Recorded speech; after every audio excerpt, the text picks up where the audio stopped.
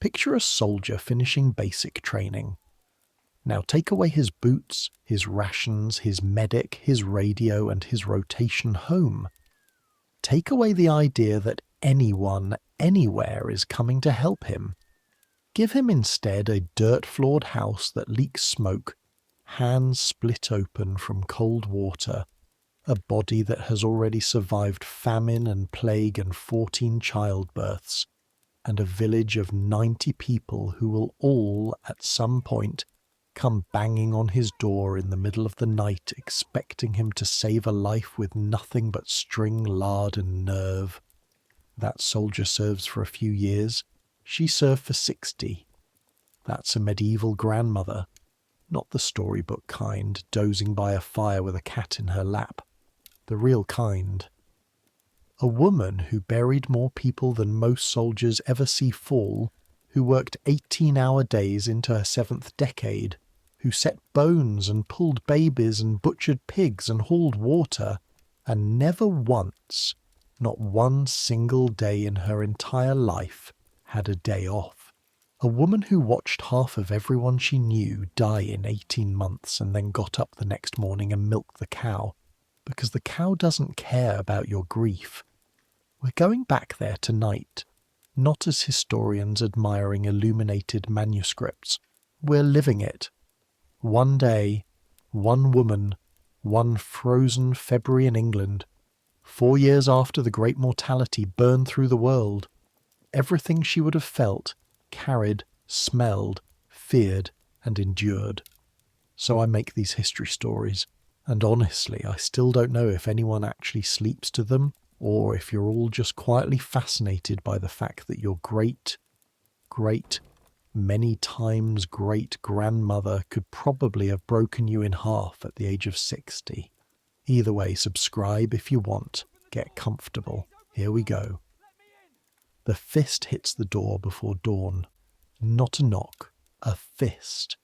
3 heavy blows that shake the whole frame of the house, and then a voice, cracked open with panic, shouting your name into the dark. Mother Edith! Mother Edith! Wake! For the love of God! Wake! And here is the first thing you need to understand about your life. You do not get to decide whether this is your problem. There is no one else. There is no doctor within 20 miles, and even if there were, no one in this village could pay him, and even if they could, he would take one look at labouring peasant woman and prescribe a prayer and a bloodletting and leave. There is you. 61 years old, lying on a straw mattress in the coldest hour of the coldest month, with hips that grind like a dry cart axle, and hands so cracked at the knuckles that they split and bleed when you make a fist. You make a fist anyway. You sit up. The cold takes you the moment the blanket falls away. Not the cold of a chilly room.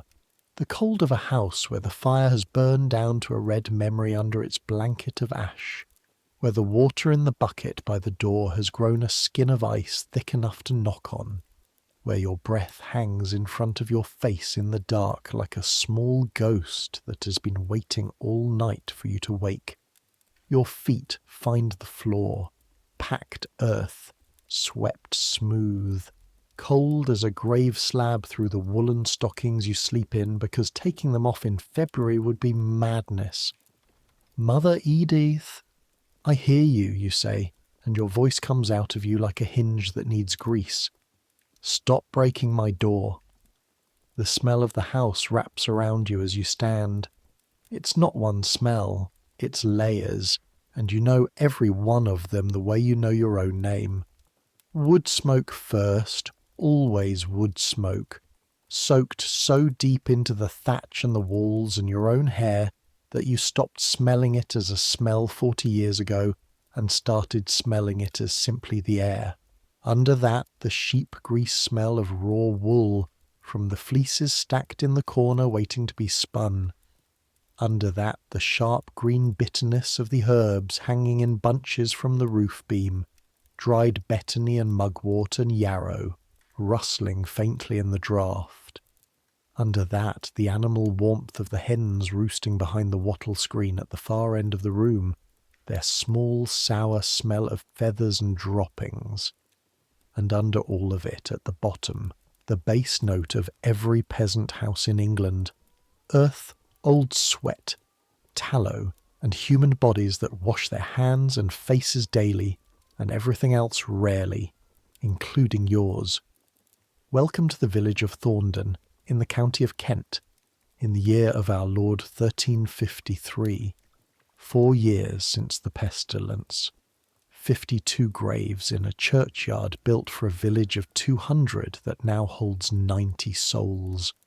You know who is at the door before you open it. You've been expecting this door banging for a week the way you expect weather. Alice, the wife of Hob at Longcroft, big as a tithe barn with her first child, and the child riding wrong, riding high and sideways. You felt it with your own hands at Candlemas, and said nothing to frighten her, but everything to prepare yourself. You lift the bar. The door swings in and the night comes with it. A wall of black air so cold it feels solid, and standing in it is Hob himself, 16 years, married in May old, hatless, his boots unlaced, his face the colour of whey. It started, he says, since midnight, and there's blood, Mother Edith. There's blood, and my mother says the child won't turn, and Alice is screaming, and... His voice breaks in the middle like green wood. He is a boy. He ploughs like a man and reaps like a man. But standing in your doorway in the dark, he is a boy, and he has run 2 miles across frozen fields in unlaced boots to fetch a grandmother, because a grandmother is the most powerful thing his world contains. How much blood, you say? You. Not a question the way he'd ask it. A question the way you weigh grain. I don't... Some. On the straw. My mother said, come now, come running. Bright blood before the child comes, with the child lying wrong. You feel the knowledge settle into your chest like a stone lowered on a rope. Somewhere out there in the dark, 2 miles across ice and frozen plough ruts, a 17-year-old girl is dying by inches, and whether she stops dying depends entirely on what you do in the next 2 hours with your 2 cracked hands. This is the job. Nobody gave it to you. Nobody pays you for it, not in coin. You inherited it from your own mother the way you inherited her cooking pot and her bad hip, and one day you will pass it to someone else. If the girl you're training lives, if you live, if the village lives. Wake the fire, you tell him, pointing at your hearth, and put the small pot on to warm while I dress. Snow in it, packed hard. Then run home ahead of me and tell your mother, clean straw under her and get her off her back onto her knees, elbows on the bed frame, not on her back, say it. Off her back, on her knees. Go on the fire first. I'm no use to anyone with dead fingers. And he does it, this terrified boy. He kneels at your hearth and blows the embers into life because you told him to.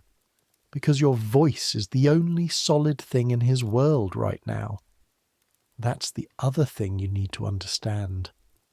Authority, in this village, does not wear armour or a bishop's ring. It wears a patched grey dress and moves slowly in the mornings. You dress in the half-dark by feel, and every garment is a negotiation with your own body. The linen shift you already wear, slept in, warm with your own heat, the only warm thing you own. Over it the woolen kirtle, and here is where the day begins in earnest, because raising your arms above your shoulders is a thing your body charges you for now. The left shoulder catches halfway up, a bright wire of pain running from the joint down into the elbow, the same catch it has had since the harvest of 1341, when you carried sheaves for 11 days straight because your husband had a fever and the grain doesn't wait for fevers. You breathe through it. You always breathe through it. The kirtle drops over your head, and the world goes dark and woolly for a moment, and then your face is through, and you're pulling the laces at the side tight, and your fingers, listen to your fingers. The tips are numb already, and the knuckles are stiff as thorn wood, and the cracks along the joints, the ones that opened in November and will not close until April, catch on the wool and sing their small sharp songs. Over the kirtle, the surcoat, more wool, grey gone greyer, patched at the elbow with cloth from a dress that belonged to your daughter Maud, who's been in the churchyard since the summer of 1349, and you do not think about that when you touch the patch. You have taught yourself not to. The patch is just a patch. It has to be just a patch, or you could not wear the coat, and you cannot spare the coat. Hose gartered above the knee, with strips of leather, then the shoes, and the shoes are their own battle, turned leather gone hard as horn with cold and yesterday's mud, and you have to work your foot into each one like a ploughshare into January ground, and your bunioned left foot screams about it, and you tell it what you tell it every morning, which is nothing, because complaining is a conversation, and you don't have time for conversations with your own feet. Hood, cloak. The cloak weighs as much as a yearling lamb and smells of every rain it has ever kept off you, going back 20 years. And then the bag. The bag hangs on its own peg by the door, and it is, if you are honest, the most valuable thing in this house, worth more than the hens, more than the brass pot, more than the house itself, though no bailiff would assess it at a penny. Waxed linen, double-stitched, and inside it, a coil of clean linen strips, boiled and dried and rolled tight. A smaller coil of flax cord for the navel string, a knife, small, wickedly kept, that touches nothing but births, a stoppered clay flask of oil, a bundle of dried shepherd's purse, which slows bleeding, and another of mugwort, a lump of good tallow, a needle of bone and one of iron, small crock of honey half gone, and at the bottom, wrapped in a scrap of red cloth, a smooth river stone with a natural hole through it, which does nothing at all, and which you bring to every birth anyway, because the mothers grip it and believe in it, and a mother who believes is a mother whose body fights, and you stopped being proud about where help comes from a long, long time ago. You sling the bag across your body, Hob has the fire up and the pot of snow nested in the embers. Go, you tell him. Run. Knees, not back. And tell your mother to stop wailing where the girl can hear her. Fear makes the blood come faster. He goes. You hear his boots hammering away down the frozen lane, and then it is just you and the fire and the 2 miles. You bank the fire so it will live until you return, if you return before nightfall, which you will not. You drink a long pull of small ale from the jug, sour and thin and cold enough to ache in your teeth, and you tear off a fist of yesterday's bread and eat it standing, because you learned in the famine years that you never, ever walk out into cold on an empty stomach. That food is fuel the same as wood, and a body without fuel does stupid things and then dies. The bread is barley and rye, dense as dirt, and your jaw is one of the few parts of you that still works without complaint, and you chew it down and wash it with the last of the ale and pull the door shut behind you and drop the latch, and the night takes you. You want to know what tough is? Here is tough. It is the moment you step out of even a cold house into a February night 2 hours before dawn, and the air goes into your chest like a blade going into a sheath, and your eyes water instantly, and the water freezes in your lashes, and every joint you own tightens another quarter turn, and there are 2 miles of darkness between you and the work, and you put your head down and start walking. There is no light. I need you to understand what that means, because you have never in your life seen darkness. Not really. There are no lanterns on this lane. There are no candles in these windows, because candles cost money, and everyone with sense is asleep. There is no glow on the horizon from some distant town, because the distant town is also black. There is a sky of hard white stars, and a half moon lying low over marsh field like a clipped coin, and that is the entire lighting budget of your world. By that light you walk, and you can walk by it, because your eyes have never been ruined by anything brighter, and because you have walked this lane 4,000 times, and your feet know it the way your tongue knows your teeth. The frozen ruts are the danger. The lane is ploughed mud from November, frozen now into ridges hard as fired clay, edged, treacherous, exactly the height to catch a shoe and snap an ankle sideways. A snapped ankle, for you, at your age, in this cold, alone on this lane, is not an injury. It is a sentence. Nobody would find you until morning. You know a woman it happened to, old Sibby over in Adisham Parish, went out to her sisters in the frost 3 winters back, and they found her at first light 40 yards from a house, frozen to the ground, and the ground would not even give her body back until they chopped it free. So, you do not stride. You do not hurry, even though every heartbeat of hurry in your chest is telling you a girl is bleeding. You place each foot. Heel testing, weight rolling on slow, staff out to the side, a stout ash stick worn smooth at the grip by 30 years of your own hand, taking a share of every step. You move like something ancient and deliberate, and you cover ground anyway, because deliberate does not mean slow when you never stop, never pause, never break rhythm, mile after mile after mile. A young man walks in bursts and stands panting. You are a glacier. Glaciers arrive. The cold works on you as you go. First the face, cheeks scalding, then numbing, the tip of the nose gone to leather, then the fingers, curled inside the cloak around the staff, burning at the tips, and you flex them inside their wrapping. Over and over, pump the blood through. Because you will need these fingers. Tonight these 10 cracked stiff things are the most important tools in the parish. Your breath freezes on the wool of your hood where you've pulled it across your mouth, and the frost builds up in a stiff white crust, and you breathe through it, the air arriving in your lungs a little less murderous for the filtering. Somewhere off to the left, in the black woods beyond Marsh Field, something screams. A fox. You know it's a fox the way you know your own heartbeat. That ripping shriek that sounds exactly like a woman being murdered, and is only a fox announcing itself to other foxes. But your body does not know it. Your body is older than your knowledge, and it dumps a hot flood of fear through your blood before your mind can countermand it, and your heart slams and your grip goes white on the staff, and then it passes and you keep walking, and you're grateful in a bitter way because the fear heat warmed you a little. There are wolves in England still.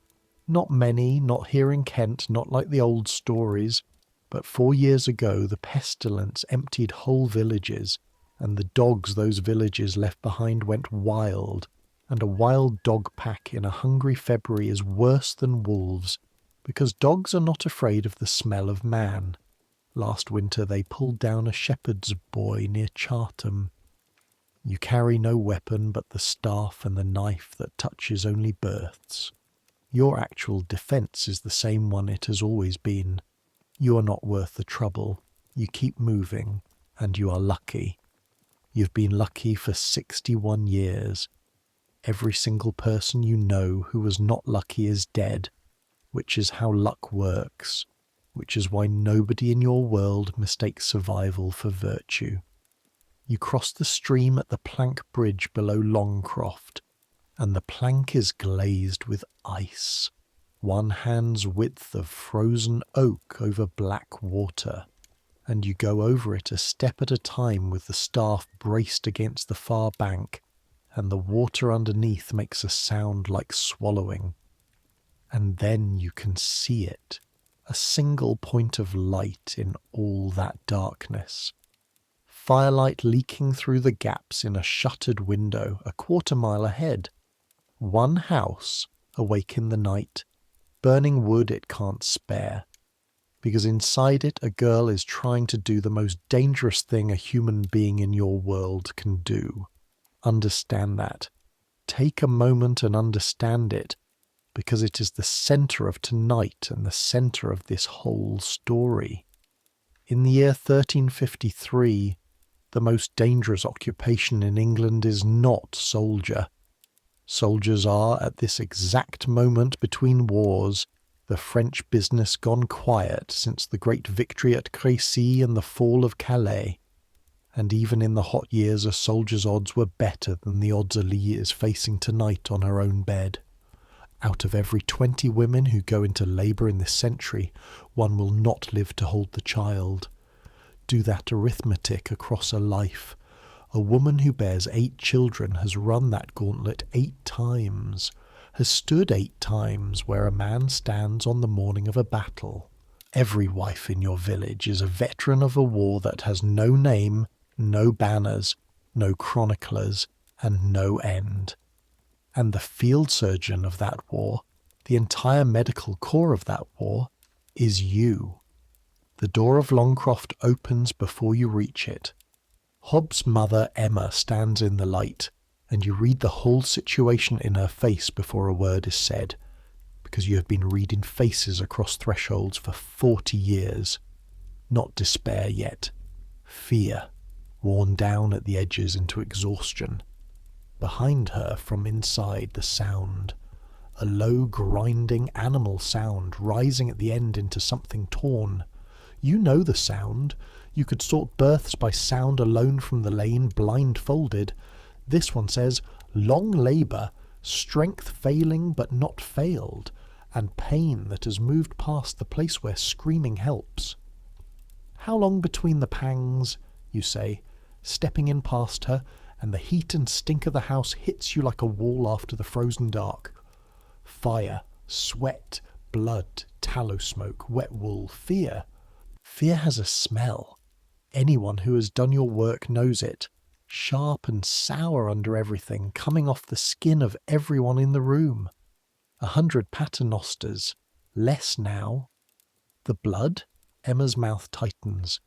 She turns her body so the girl can't see and shows you the wad of straw she's kept, and you look at it in the firelight, and something in your chest unclenches half a turn.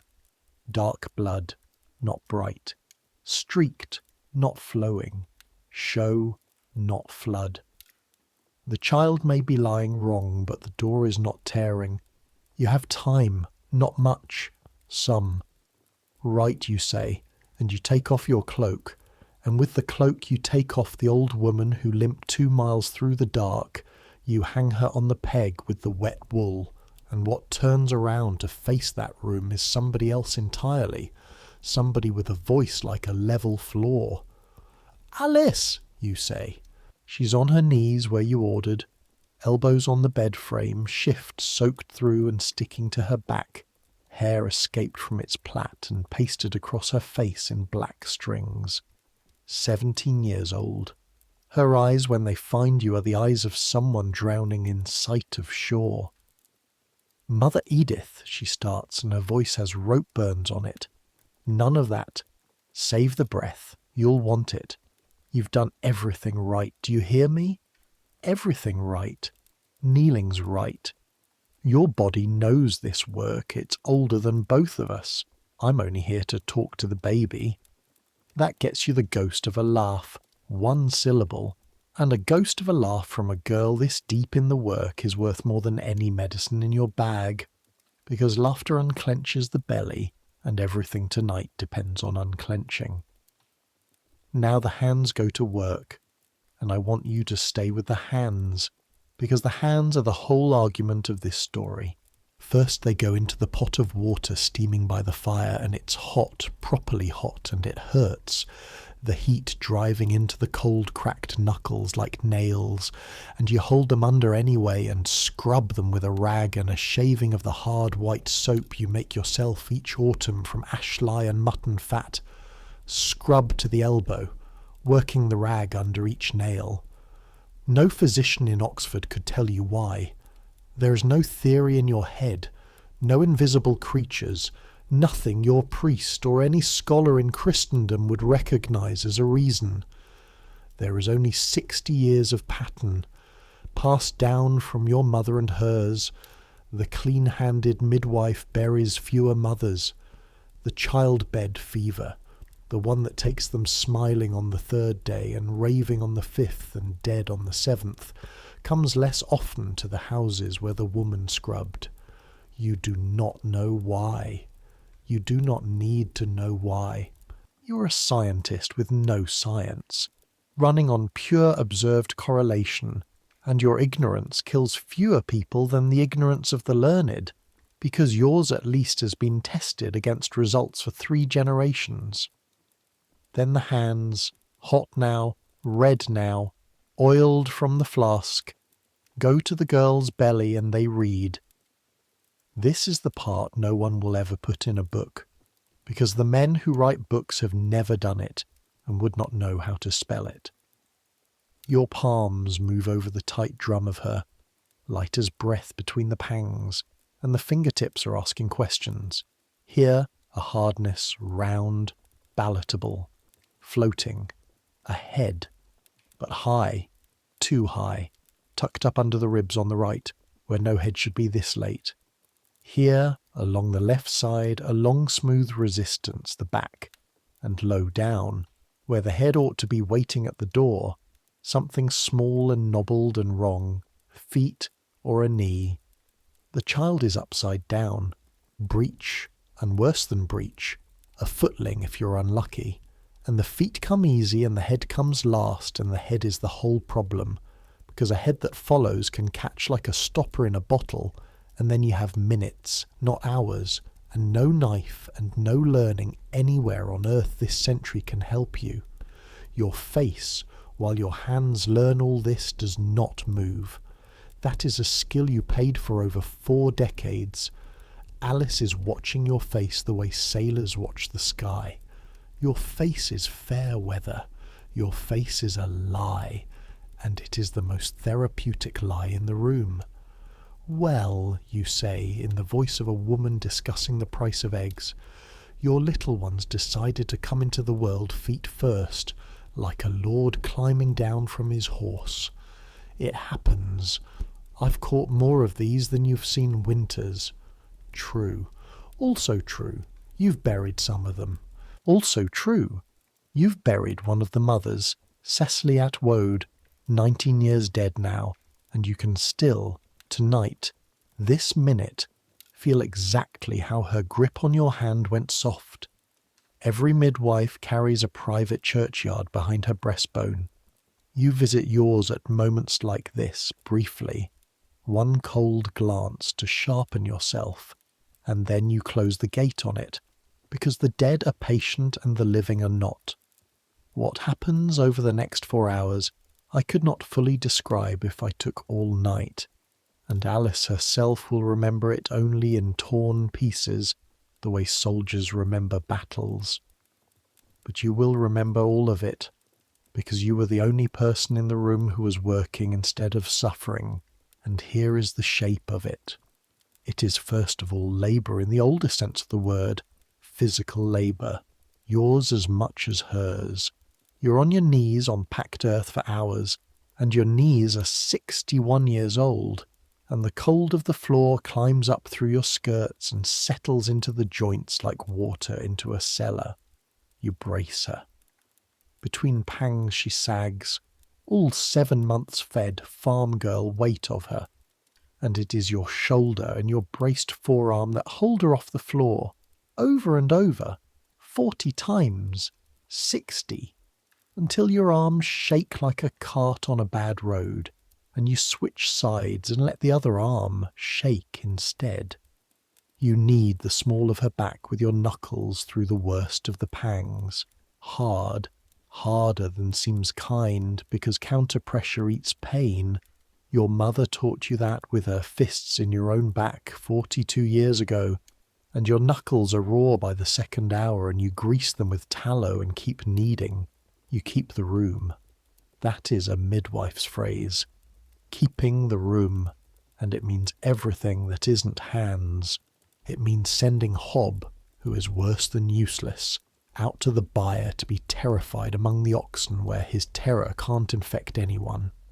It means giving Emma jobs, endless small jobs, water, straw, wrung cloths, not because you always need them, but because a working grandmother is a calm grandmother, and calm is a substance in a birthing room. It flows from body to body exactly like fear does, and you are the well it has to come from. It means talking, hour after hour, a low, running stream of words in the dark.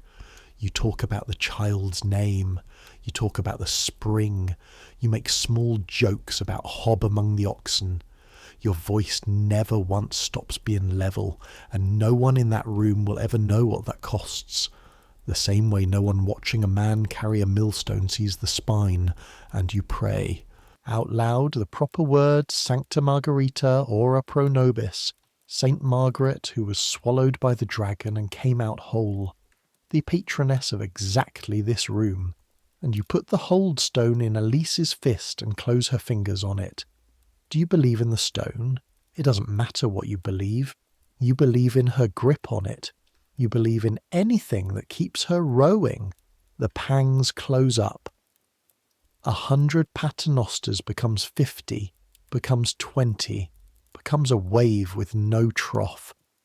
The sounds change, and you hear the change you've been waiting for, the grinding note dropping into something deeper, pushing now, the body seizing the work, and now comes the hour where everything you are gets weighed.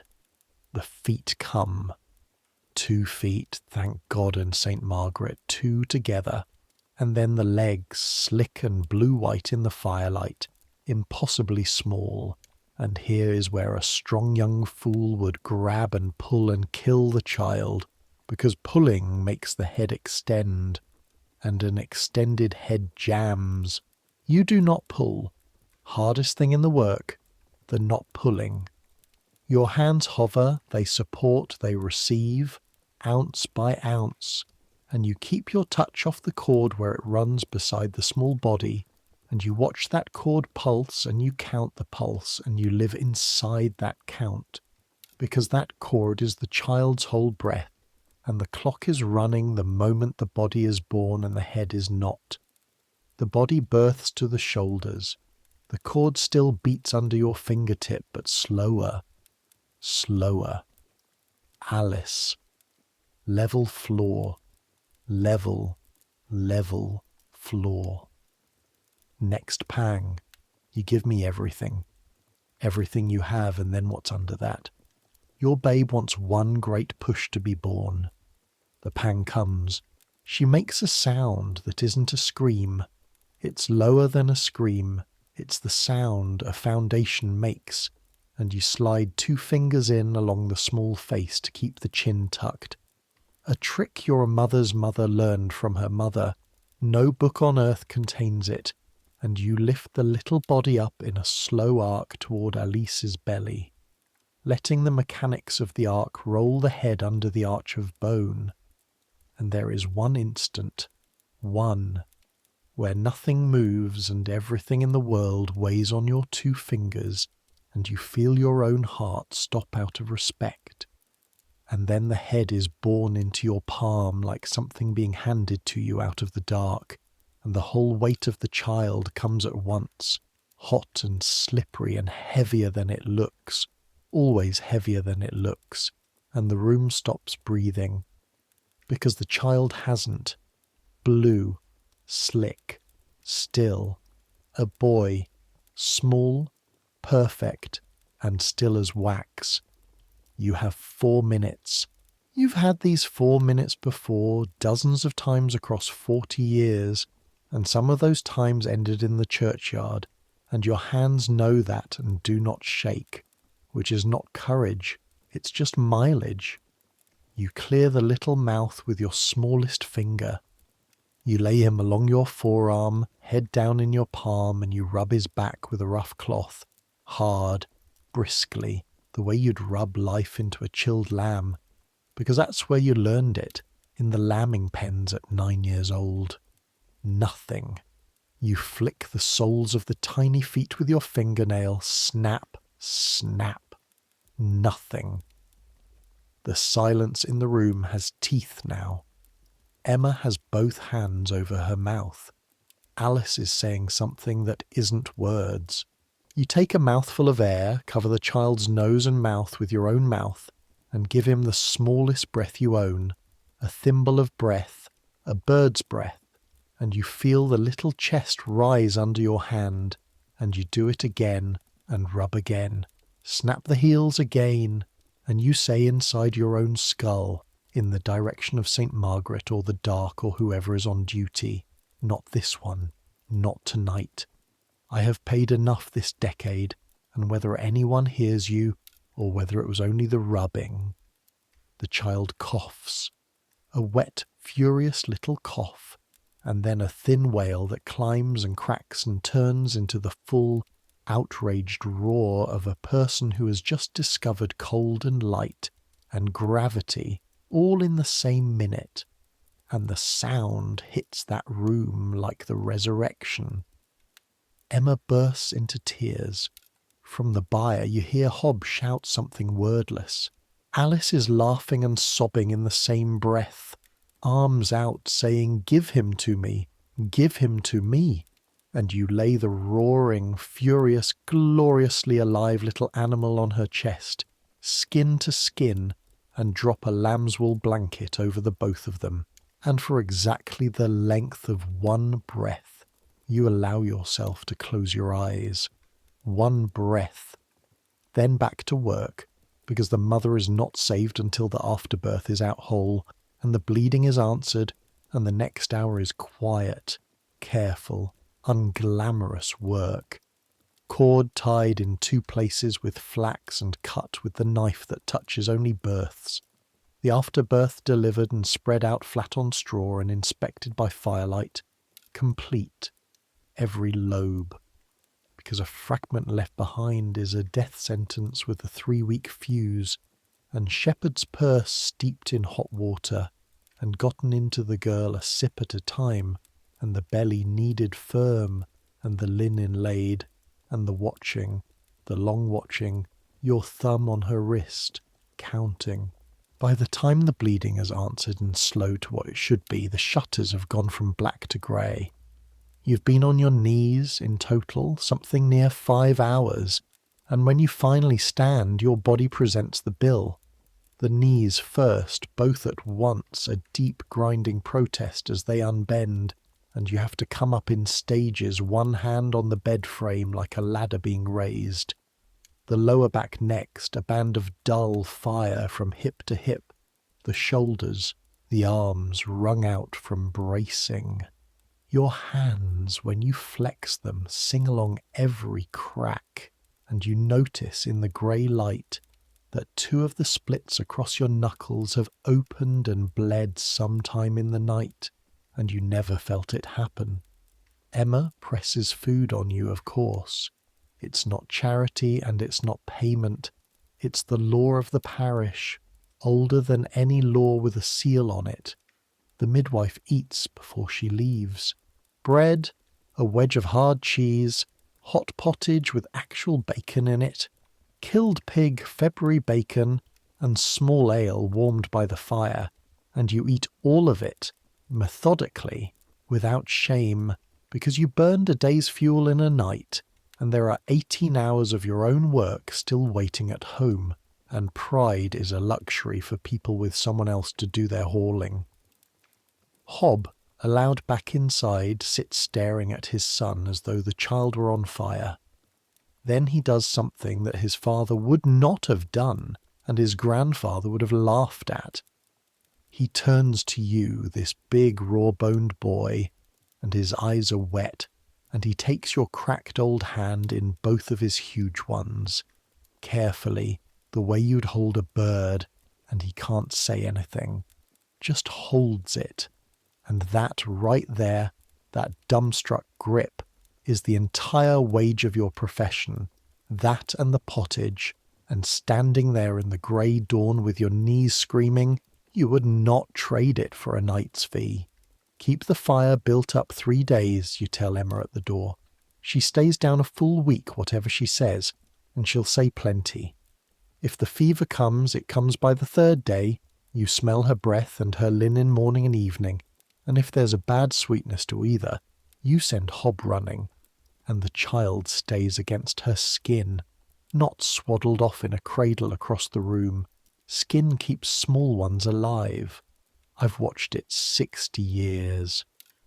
And then you pull your cloak back on, the cold cloak, the old woman waiting inside it right where you hung her, and you step out into the morning, and here is the part, listeners, here is the exact hinge of this whole story, the fact I most need you to carry away tonight. A soldier who fought all night gets relieved. There is another watch. There is a rear area. Somebody else takes the wall. There is no other watch. You have just worked 5 brutal hours after 2 miles of night march on 4 hours of sleep, at an age when the wealthy of your era are tucked up as venerated elders, and what stretches in front of you now is not rest. What stretches in front of you now is Tuesday. The walk home is worse than the walk out. It always is. Going out, you had the fear to burn. Coming home, you have nothing but the cold and the 2 miles, and a body that has already spent tomorrow's strength. And the sun is up now, but it's a February sun, white and heatless, hanging in the mist over Marsh Field like a communion wafer. And the frost has not softened, and will not soften today. You walk it the same way. Staff, heel, rhythm, a glacier, going home. And Thorndon is awake around you as you come up the lane. And I want to walk you through it slowly, this village, your world, because you cannot understand the grandmother without understanding the 90 people she is load-bearing for. Smoke first. Every roof leaking it. Not from chimneys. There are almost no chimneys in a village like this. The smoke just seeps up through the thatch itself, so that on a still cold morning, every house looks faintly, gently on fire, and the whole village smells like the inside of a smoked ham. Sound next. The chock of somebody splitting wood, and you can tell who by the rhythm that's Wat the smith's boy, strong and careless, half his strokes glancing.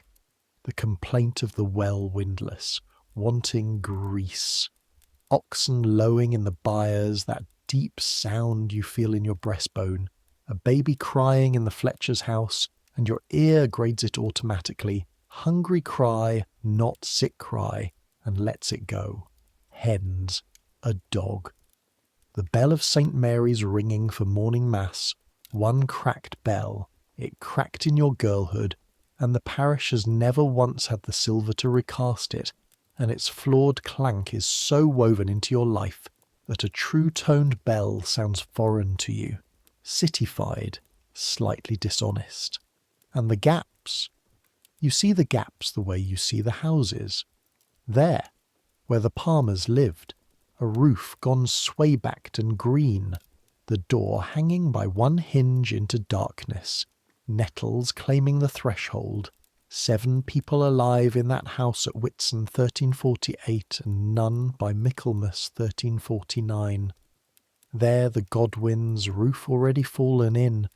There 3 crofts in a row at the lane's end, empty, empty, empty, their gardens gone to bramble. Before the great mortality, this village held some 200 souls. The priest count at Easter last year was 91. The village looks like a mouth after a fever, gapped, and everyone left has learned not to look directly at the gaps, the same way you have learned not to look directly at the patch on your sleeve. You buried your husband in the second summer of it. You buried your daughter Maud, and Maud's husband, and 2 of Maud's children, and your own son Thomas, 26 years old, strong as a plough ox, well on Monday and in the ground by Friday. 5 graves, 1 August. You dug some of that ground yourself because the sexton was already in it. And the thing that you understand that this whole story is built on is what happened after.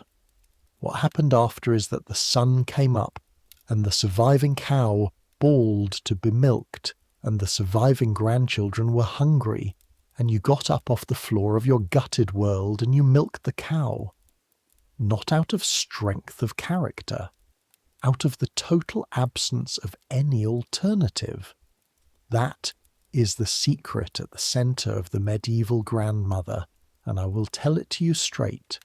She was not tougher than a modern soldier because she was made of different stuff. She was made of exactly the same stuff. She was tougher because her world never once in 60 years offered her the option of not being. Your own gate now, your own croft, half an acre of frost-locked garden, the wattle fence you mended in October, leaning again where the pig scratches herself against it, and waiting at the door, hopping foot to foot in the cold with her arms wrapped in her apron, is Joan, 11 years old, Maud's eldest, and the reason your hearth is not silent. She has her mother's quick dark eyes in her thin face and your own stubborn jaw. God pity her.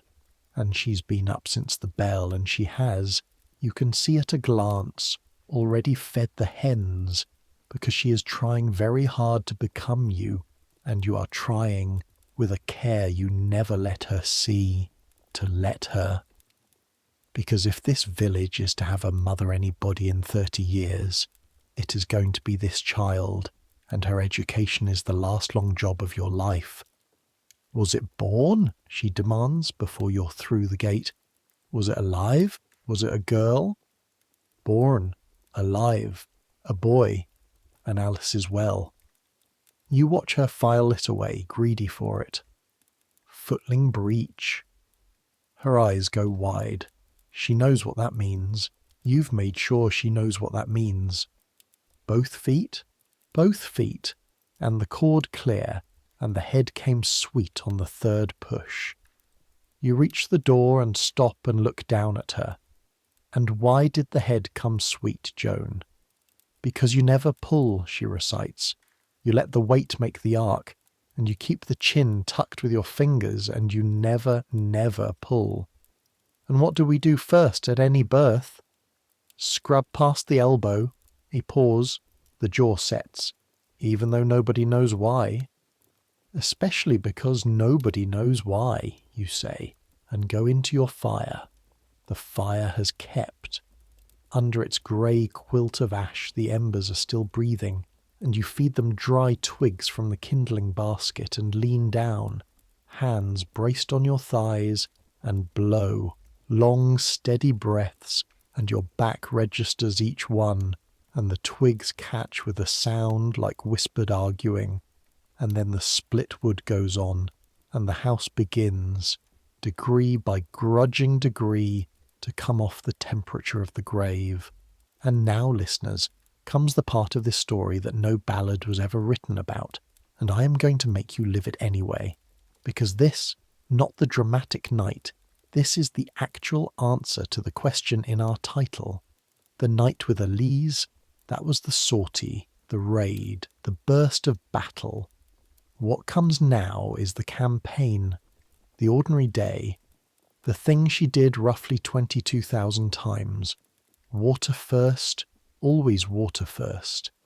The house drinks water the way a fire eats wood, for the pot, for the animals, for washing the birth linen now soaking in the corner, for everything. The well stands at the lane's turning 80 paces from your door, and 80 paces is close. You're lucky. Women at the far crofts walk a quarter mile. The bucket on your arm is oak with iron hoops and weighs a solid 7 pounds standing empty. You crack the ice skin off the trough, hook the well bucket to the rope and let it down, and the windlass handle is so cold it burns through the rag you keep wrapped on it, and then you wind. A full bucket coming up 60 feet of well weighs better than 40 pounds with the rope, and the windlass gears none of that away. It only changes its direction, and you feel every pound of it in the shoulder with the wire in it, and you wind steadily, because jerking is what wears you out. Smooth is what lasts. Everything in your world that lasts is smooth. 2 buckets into your yoke pails. The yoke goes across your shoulders, carved elm padded with a folded sack at the neck, and when you straighten under it you are lifting and carrying something near 80 pounds of water and wood and iron, at 61, on knees that spent the night on an earth floor, and you carry it the 80 paces home in that flat-footed, short-stepped, unhurried gait that every water-carrying woman in human history has used. The gait that spills nothing and saves the spine. And you will do this trip 3 more times before dark. A modern soldier's rucksack on a hard march runs 60 to 100 pounds. He trains up to it for months, in graded stages, with boots engineered by laboratories, and he is 23. You never trained. You just started at 7 with a small pail, and the pails grew with you, and now the carrying is not a thing you do. It is a thing you are. It has entered your bones, literally. Your bones are denser along the lines of load. A churchyard's worth of women like you will be dug up 6 centuries from now by curious people with soft hands, and they will read the story in your skeletons and publish papers full of astonishment. The muscle attachments ridged like tree roots, the vertebrae compressed, the arm bones of 60-year-old peasant women thicker and harder than the arm bones of the young monks buried one village over. The work is written in you. You are its manuscript. Wood next. The woodpile Joan can feed from, but the splitting is still yours. She hasn't the weight for the axe yet, and you stand a round of elm on the block and swing, and the swing is all economy. No lift beyond what falls, let the iron do the labour, and the shock of each strike travels up the helve into your cracked hands and lodges in the bad shoulder, and the elm is stringy and fights the blade. Elm always fights, and you work it in wedges, crack, turn, crack, and your breath smokes, and your body finally, an hour after the well, achieves something like warmth. The deep, working warmth that is the only warmth your winter reliably offers. The warmth you have to buy with sweat because you cannot buy it with coin. Then the beasts. The cow first, your one cow, Brown, standing in her lean-to byre in a fog of her own sweet breath, and you press your forehead into her warm flank the way you have every morning since girlhood.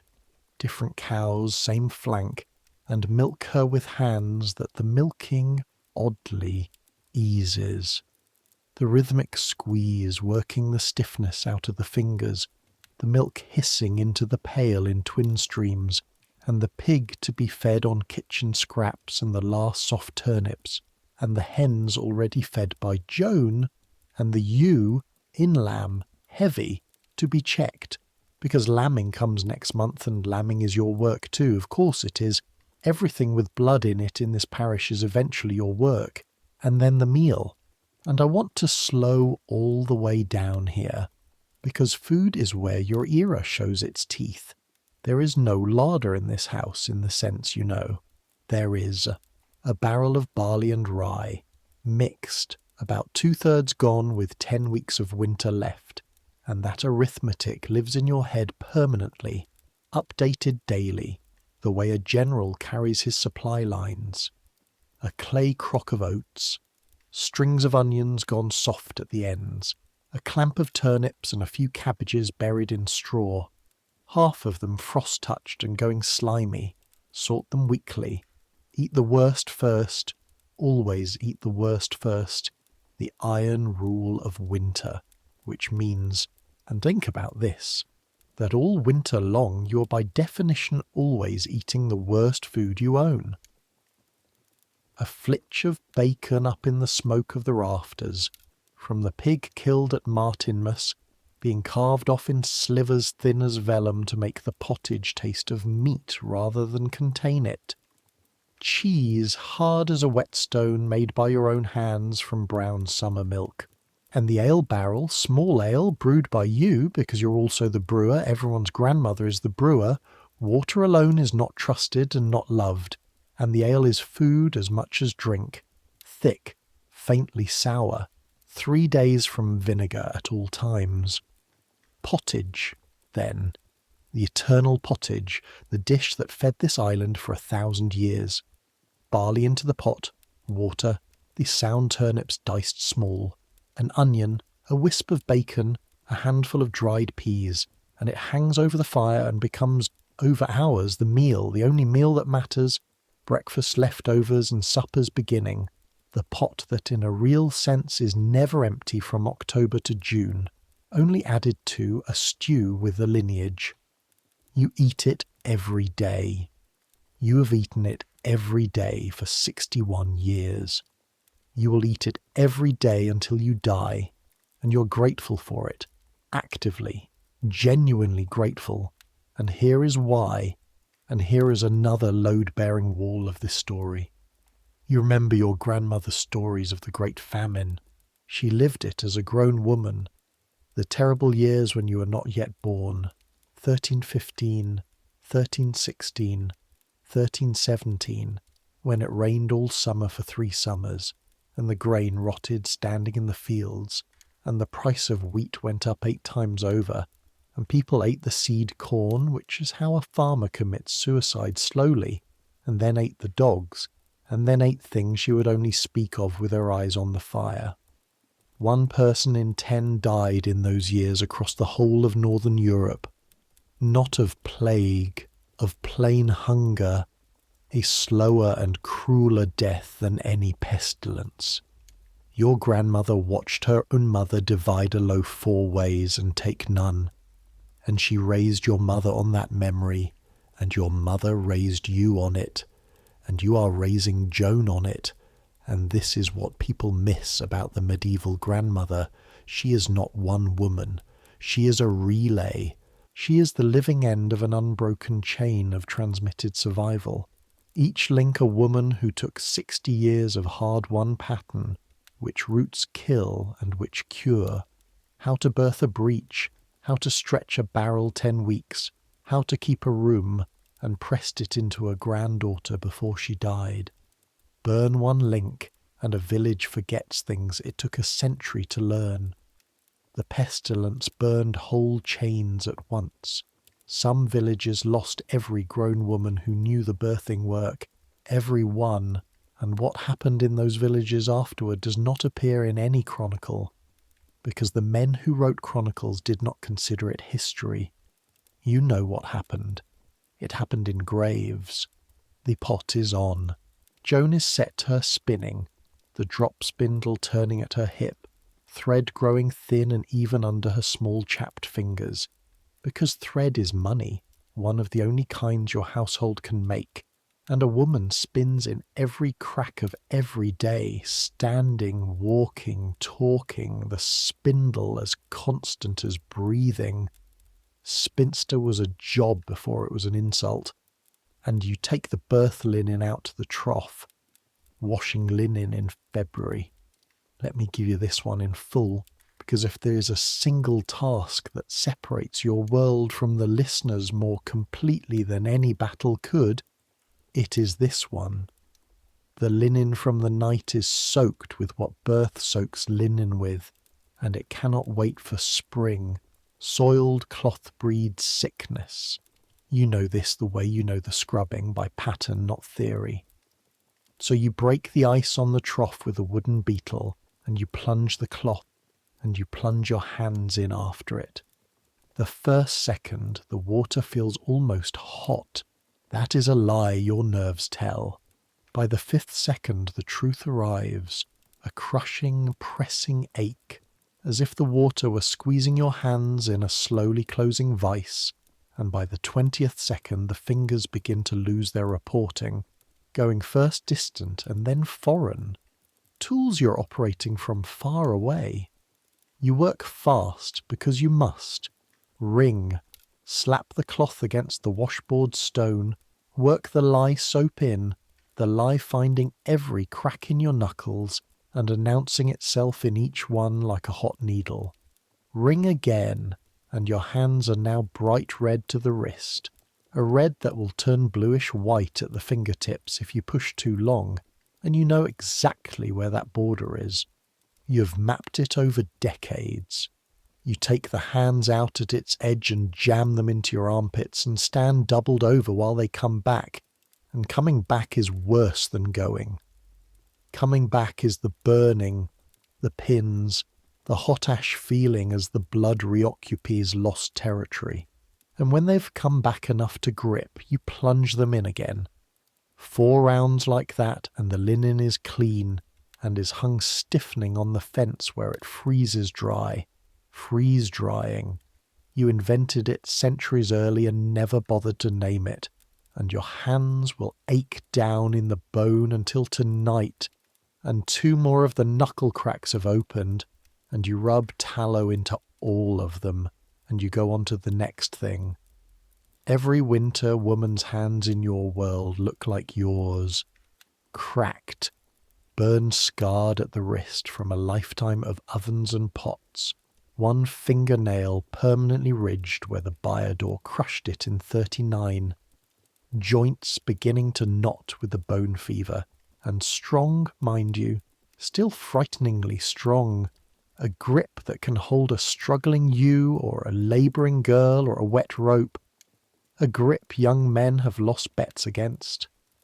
When the priest speaks of the day, all flesh shall be made new, it is your hands you think of. You would know them anywhere.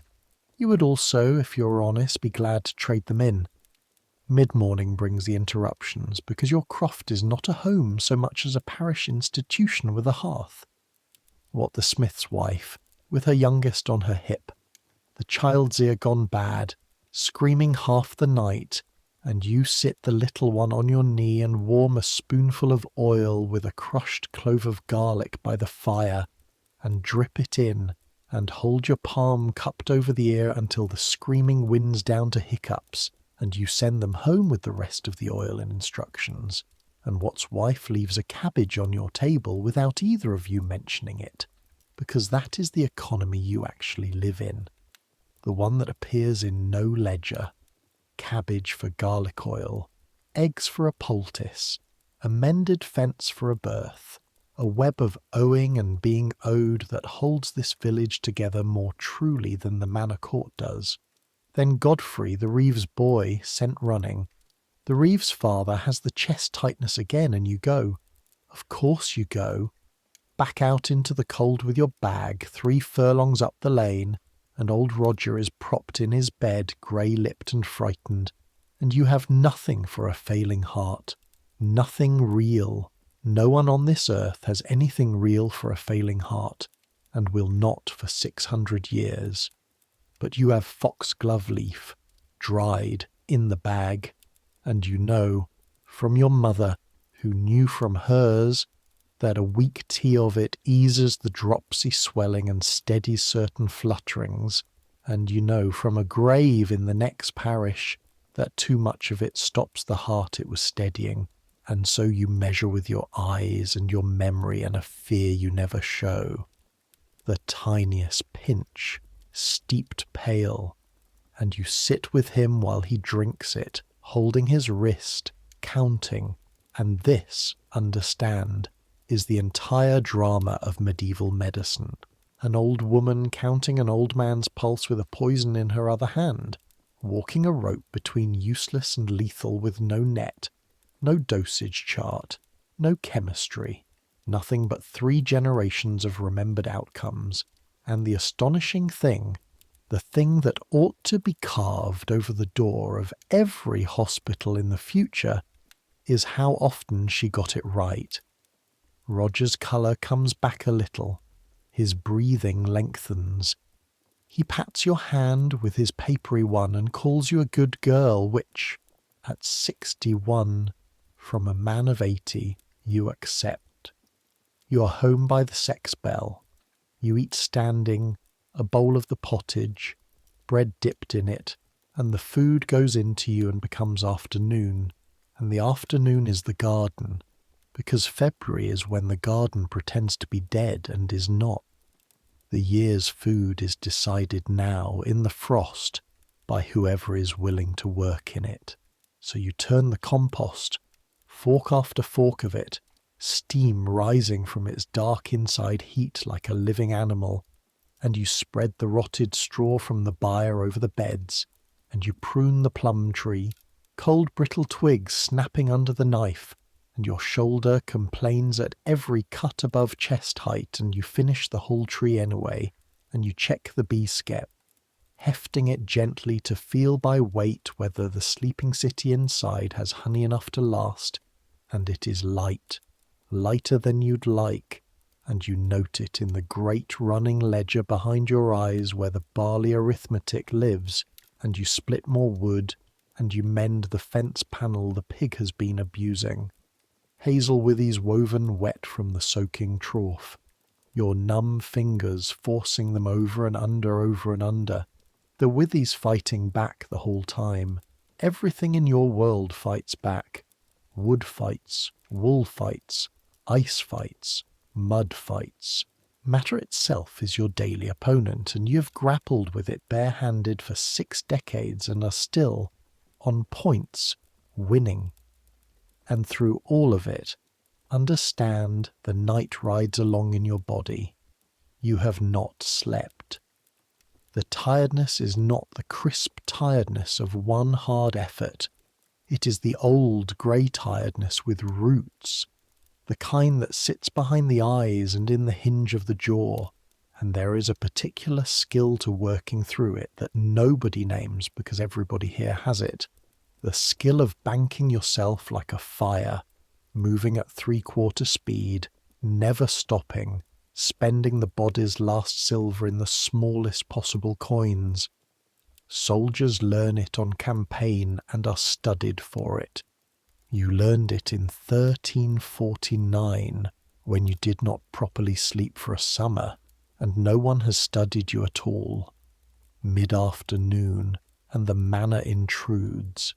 You hear him before you see him, the bailiff's man, riding down the lane with that particular unhurried jingle that horse harness makes when the rider is in no hurry, because your time, not his, is being spent.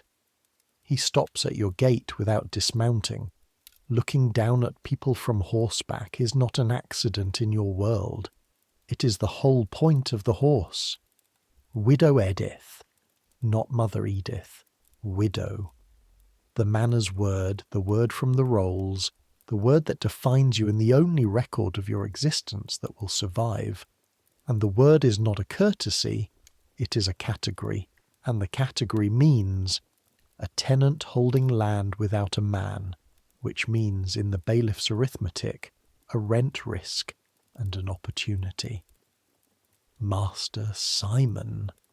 You hold the croft and the half-fillet in Marshfield at the old rent, he says, to the air above your head, as if reading it off the horizon. The steward reviews the customary holdings at Lady Day. Widow's holdings first. That's all he says. That is all he needs to say. Underneath it, in the language everyone in this century speaks fluently, is this. The pestilence killed half the tenants. Land sits empty. Labour is scarce, and lords across England are squeezing whoever cannot squeeze back, and a woman of 61 alone on a decent croft cannot squeeze back. He is telling you that your home, the house your husband's father built, the garden whose soil is dark with 30 years of your compost, is being looked at. And here is the microscopic humiliation. the kind that outweighs great sufferings because it comes daily. Last night you saved the life of a girl and a child on this manner, unpaid, and you will be called to do it again within the month. And the man on the horse knows this. Everyone knows this. The manor itself would falter without the unpriced work of its grandmothers, the birthing and the healing and the brewing and the keeping of every ancient practical thing, and none of it, not 1 hour of it, appears in the rolls, and none of it will weigh a feather at Lady Day. The rolls record what you owe. There is no column anywhere on earth for what you are owed. I'll be heard at the court, you say, level floor. There's men in this parish will speak for how the holding's kept. No doubt, says Master Simon, meaning nothing by it, and clicks his tongue at the horse and jingles on down the lane, and you stand at your own gate with your jaw set and your heart going harder than it went at any moment last night. Because fear for yourself has a different taste than fear for others, meaner, more acid, and you turn it the only direction you can turn anything, which is into work, and you split wood until the light starts to fail, and the elm gets the worst of what Master Simon deserved. Then, near dusk, the second summons of the day. They come in pairs. Days like this, they always seem to come in pairs. It is Joan who hears it first, running feet on the frozen lane, and it is the Fletcher girl, breathless. Her brother Dickon, 8 years old, went up the big ash for a dropped mitten or a dare or whatever 8-year-olds go up ash trees in February for, and a limb went, ice brittle, and he is on the ground at the field's edge and he cannot get up and his arm is wrong. His arm is wrong. You take the bag. You take Joan, this time, because a broken arm is a lesson, and lessons do not schedule themselves. He is where he fell, at the headland of Churchfield, a small heap of homespun against the frost, his sister's cloak thrown over him, and he has stopped crying, which is not a good sign. Children who have stopped crying have moved somewhere past crying, and you kneel, the knees paying again, and you talk to him first, always the person before the wound, and his face is the grey of the sky, and his lips have a shiver in them. The forearm halfway between wrist and elbow has a bend where God put no bend. Both bones by the shape of it. The skin is whole, and you thank St. Margaret out loud for that, because in your world the whole skin is nearly everything. A closed break is a hard month. An open break, bone through skin, is a coin toss with death. The rot gets in and climbs, and there is no answer to the rot but the saw, and there is no one within a day's ride you would trust with a saw. Dickon, you say, look at my face, not your arm. Your arm is going to mend straight as a wand. But between now and mending, it and I must have one short argument, and I will win it, and it will hurt like the devil for as long as a paternoster, and then it will hurt less than it does now. Can you be brave for one paternoster? He looks at you. 8 years old, grey-faced, freezing, and he makes the decision in his eyes before he makes it with his mouth, and you watch him do it. You watch an 8-year-old peasant boy in 1353 gather himself up and consent to agony, because a grandmother asked him to, and grandmothers do not lie about pain. They are the only authorities in his world who never have. Yes, mother. Good man. Joan, sit behind him, arms around his chest, hold like a bear. Meg, the sister, his good hand in both of yours, and start the paternoster out loud, slow.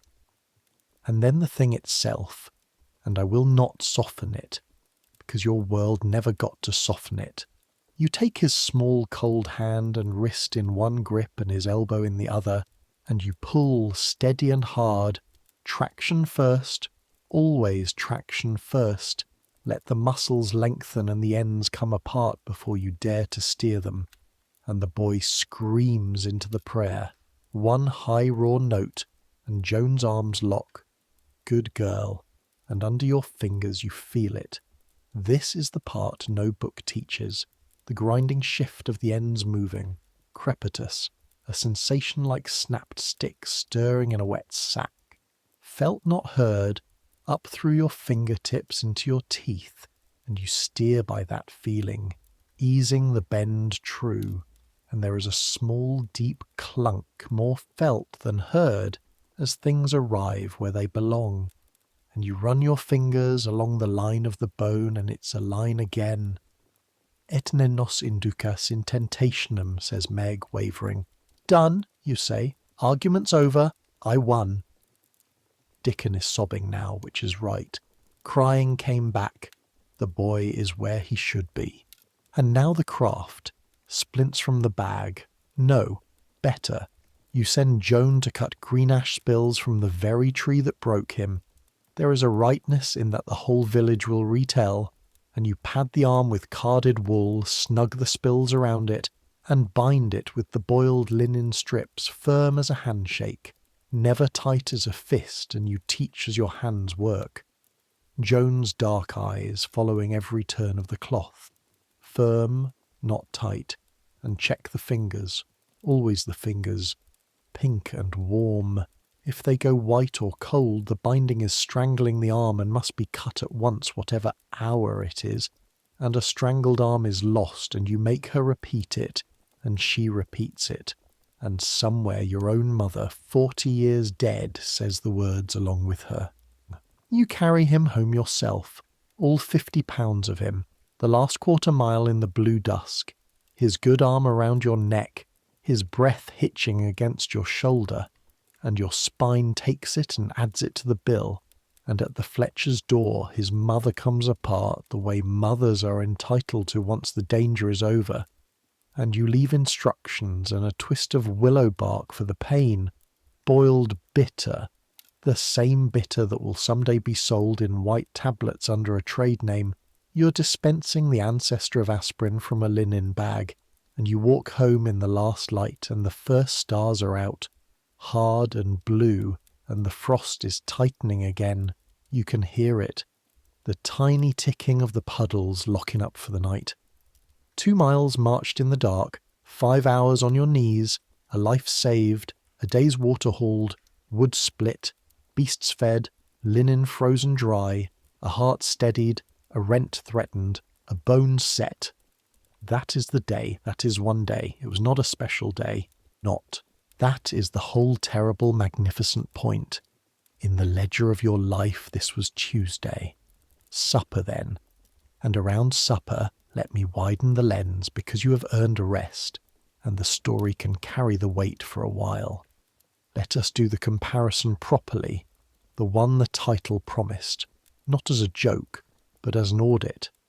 Take the modern soldier at his hardest, a recruit in the most punishing training a wealthy nation can devise. His ordeal is real.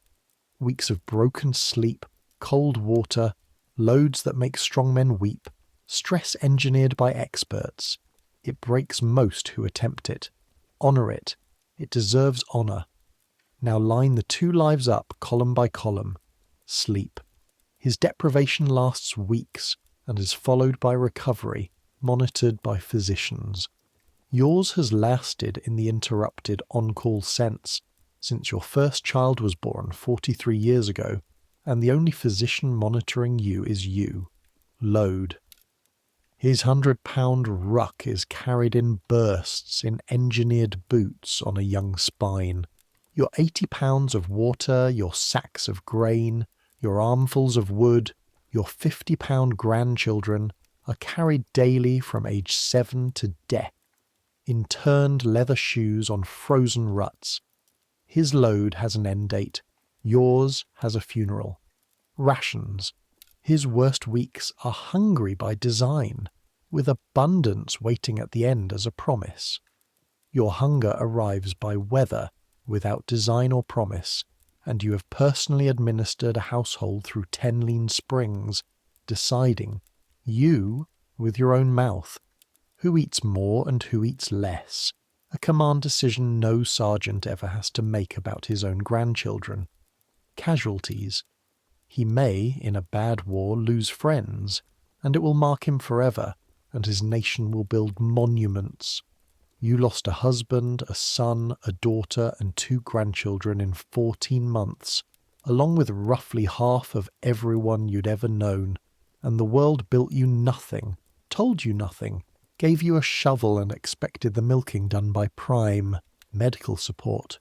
If he breaks, a helicopter comes. If you break, you set it yourself or live crooked. You are the helicopter. For 90 people, you are the entire helicopter. Rotation. He deploys and comes home. You are never not deployed. Your theatre of operations is your kitchen, your lane, your church, your bed. There is no home front because you are the home front. You are what everyone else means when they say home. And one more column, the strangest one, choice. He volunteered. Somewhere in him, on the worst night, is the ember of knowing he chose this, and that he could, at terrible cost to his pride, ring the bell and stop. There is no bell in your world. There has never been a bell. You cannot quit the winter. You cannot quit the well. And so you've never developed the muscle of deciding whether you can go on, because the question was never once put to you. And this, the audit concludes, is the true source of the medieval grandmother's terrible strength. And it is not a romantic source. She is strong, the way a river is strong. Nobody asks the river if it can. The banks simply give it nowhere else to be. Supper is the pottage, again thickened with the day, and bread, and a sliver of the whetstone cheese, and you and Joan eat it by the light of the fire and one rushlight, a reed peeled and dipped in tallow, burning with a small spitting flame and a smell of fried mutton, because candles of wax are for the altar, and candles of good tallow are for people with more pennies than you, and over supper you do the other half of your profession, the half nobody sees. You talk. You tell Joan about the birth. All of it. Properly. Feet and cord and the count of the pulse and the not pulling, the blue child and the bird's breath, and she stops eating, spoon hanging, and you make her finish her bowl while she listens because food is fuel and lessons are free. And then, because days like this open the door to it, she asks about the other times, the ones that went wrong, and you consider her across the fire, this thin, fierce 11-year-old, and you decide, as your mother once decided about you, that she is old enough for one of them, and you tell her about Cecily Atwood, 19 years gone, the flooding that would not answer, everything done right and rightness not enough, and how you walked home at dawn and your own mother, still alive then, took one look at your face and said the words you now say to Joan, leaning forward, firelight in the cracks of your knuckles. We do not lose them. The winter loses them. The fever loses them. God gathers them. Our work is to stand in the doorway and make death climb over us, and some days death is taller. But hear me, girl, it must always climb. It must never once walk in past us because we stepped aside. That is the whole vow. That is all of it. Joan doesn't answer. She looks into the fire and you watch the vow go into her the way you watch seed go into a furrow, and you think, not for the first time, that this is the realest thing you will leave on this earth. Not the croft that Master Simon Steward is fingering in his rolls, not the brass pot this, the chain. One more link forged and you feel, under all the aches, the particular satisfaction of a smith. Then the evening work, because there is always the evening work. Wool to card by firelight, the paired combs ripping through the greasy fleece with a sound like slow tearing. Lanolin softening your cracked hands as you work, the one job that heals you slightly while you do it. The spindle again. A tear in Joan's hood, needle and thread by rushlight, your eyes not what they were, holding the work at arm's length now, threading the needle against the fire's glow on the third try. The fourth, patience, patience. Everything in your world is patience with a tool in its hand. The ale checked, the fire fed, the hens shut in against the fox, the door barred, the bar dropping into its brackets with the sound that means the day is finally, legally, over. And then the last hour, the one nobody in the ballads ever mentions.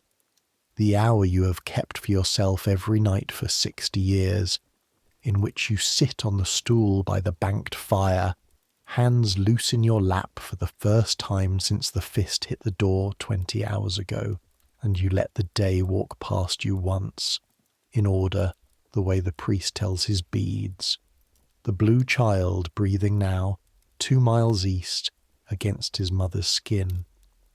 Old Roger's pulse steadied. Dickon's fingers, pink above the binding, checked by his mother, even now if she's minding you. And she is minding you, they always mind you. The rent and Lady Day, and that fear you set aside for tomorrow, because you long ago learned to sort fears by their due dates and pay no bill early.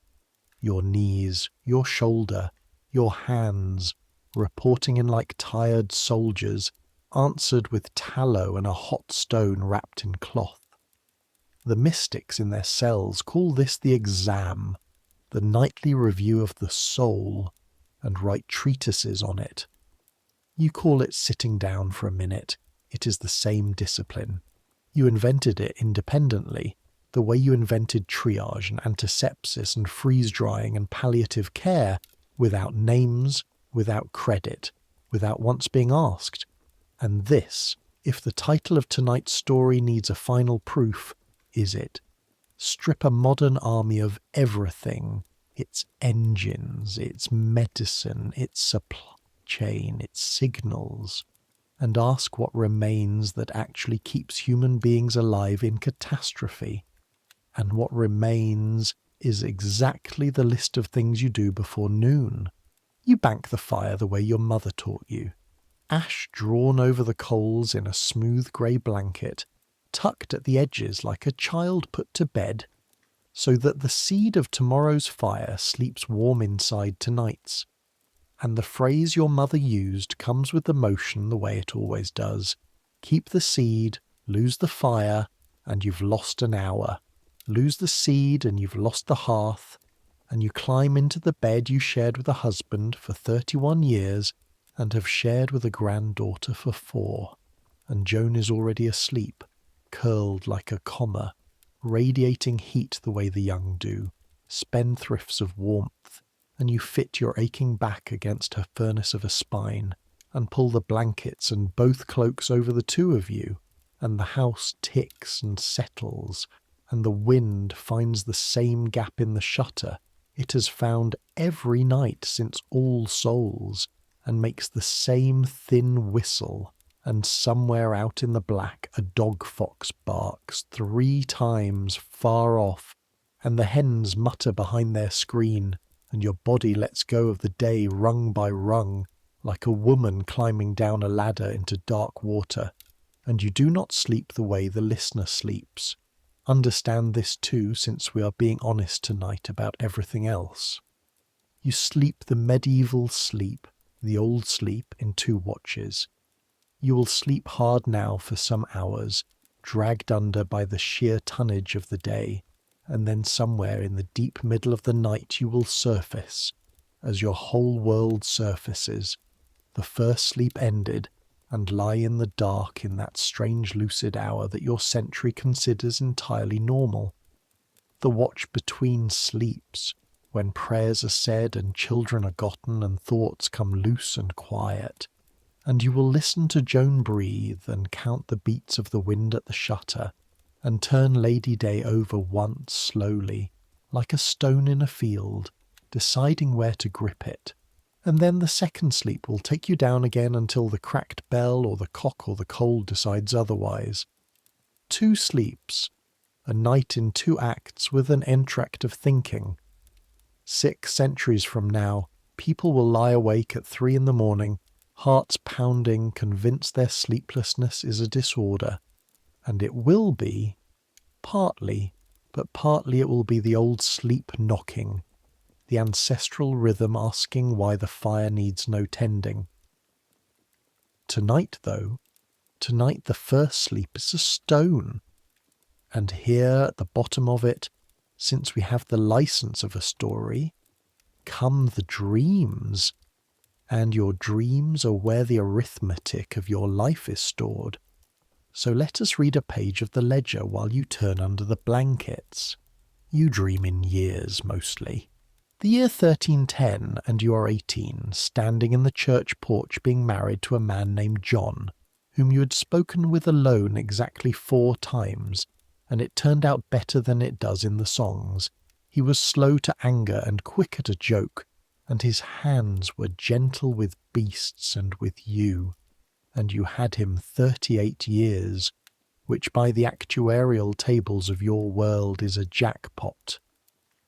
The year 1311, and your first birth, from the other side of it, your own mother's face over you doing the exact things you did last night, the level voice, the lying weather-fair face, and now you understand from inside every trick she used on you.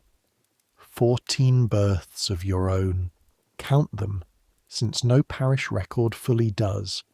14 labours, and of those 14 children, 6 raised to adulthood, 3 dead in the cradle before their first year, 2 taken by the spotted fevers of childhood, 1 drowned at 7 in the mill-leat on a bright June morning that you have never in 50 years allowed yourself to think about for longer than 3 breaths, 1 dead with the pestilence, and 1, your firstborn, the anchor of your age, gone off after the great sickness to Canterbury for the mad high wages they pay now that labourers are scarce, alive, well, remembered daily, and as lost to your daily life as the drowned one, letters coming twice a year read aloud by the priest.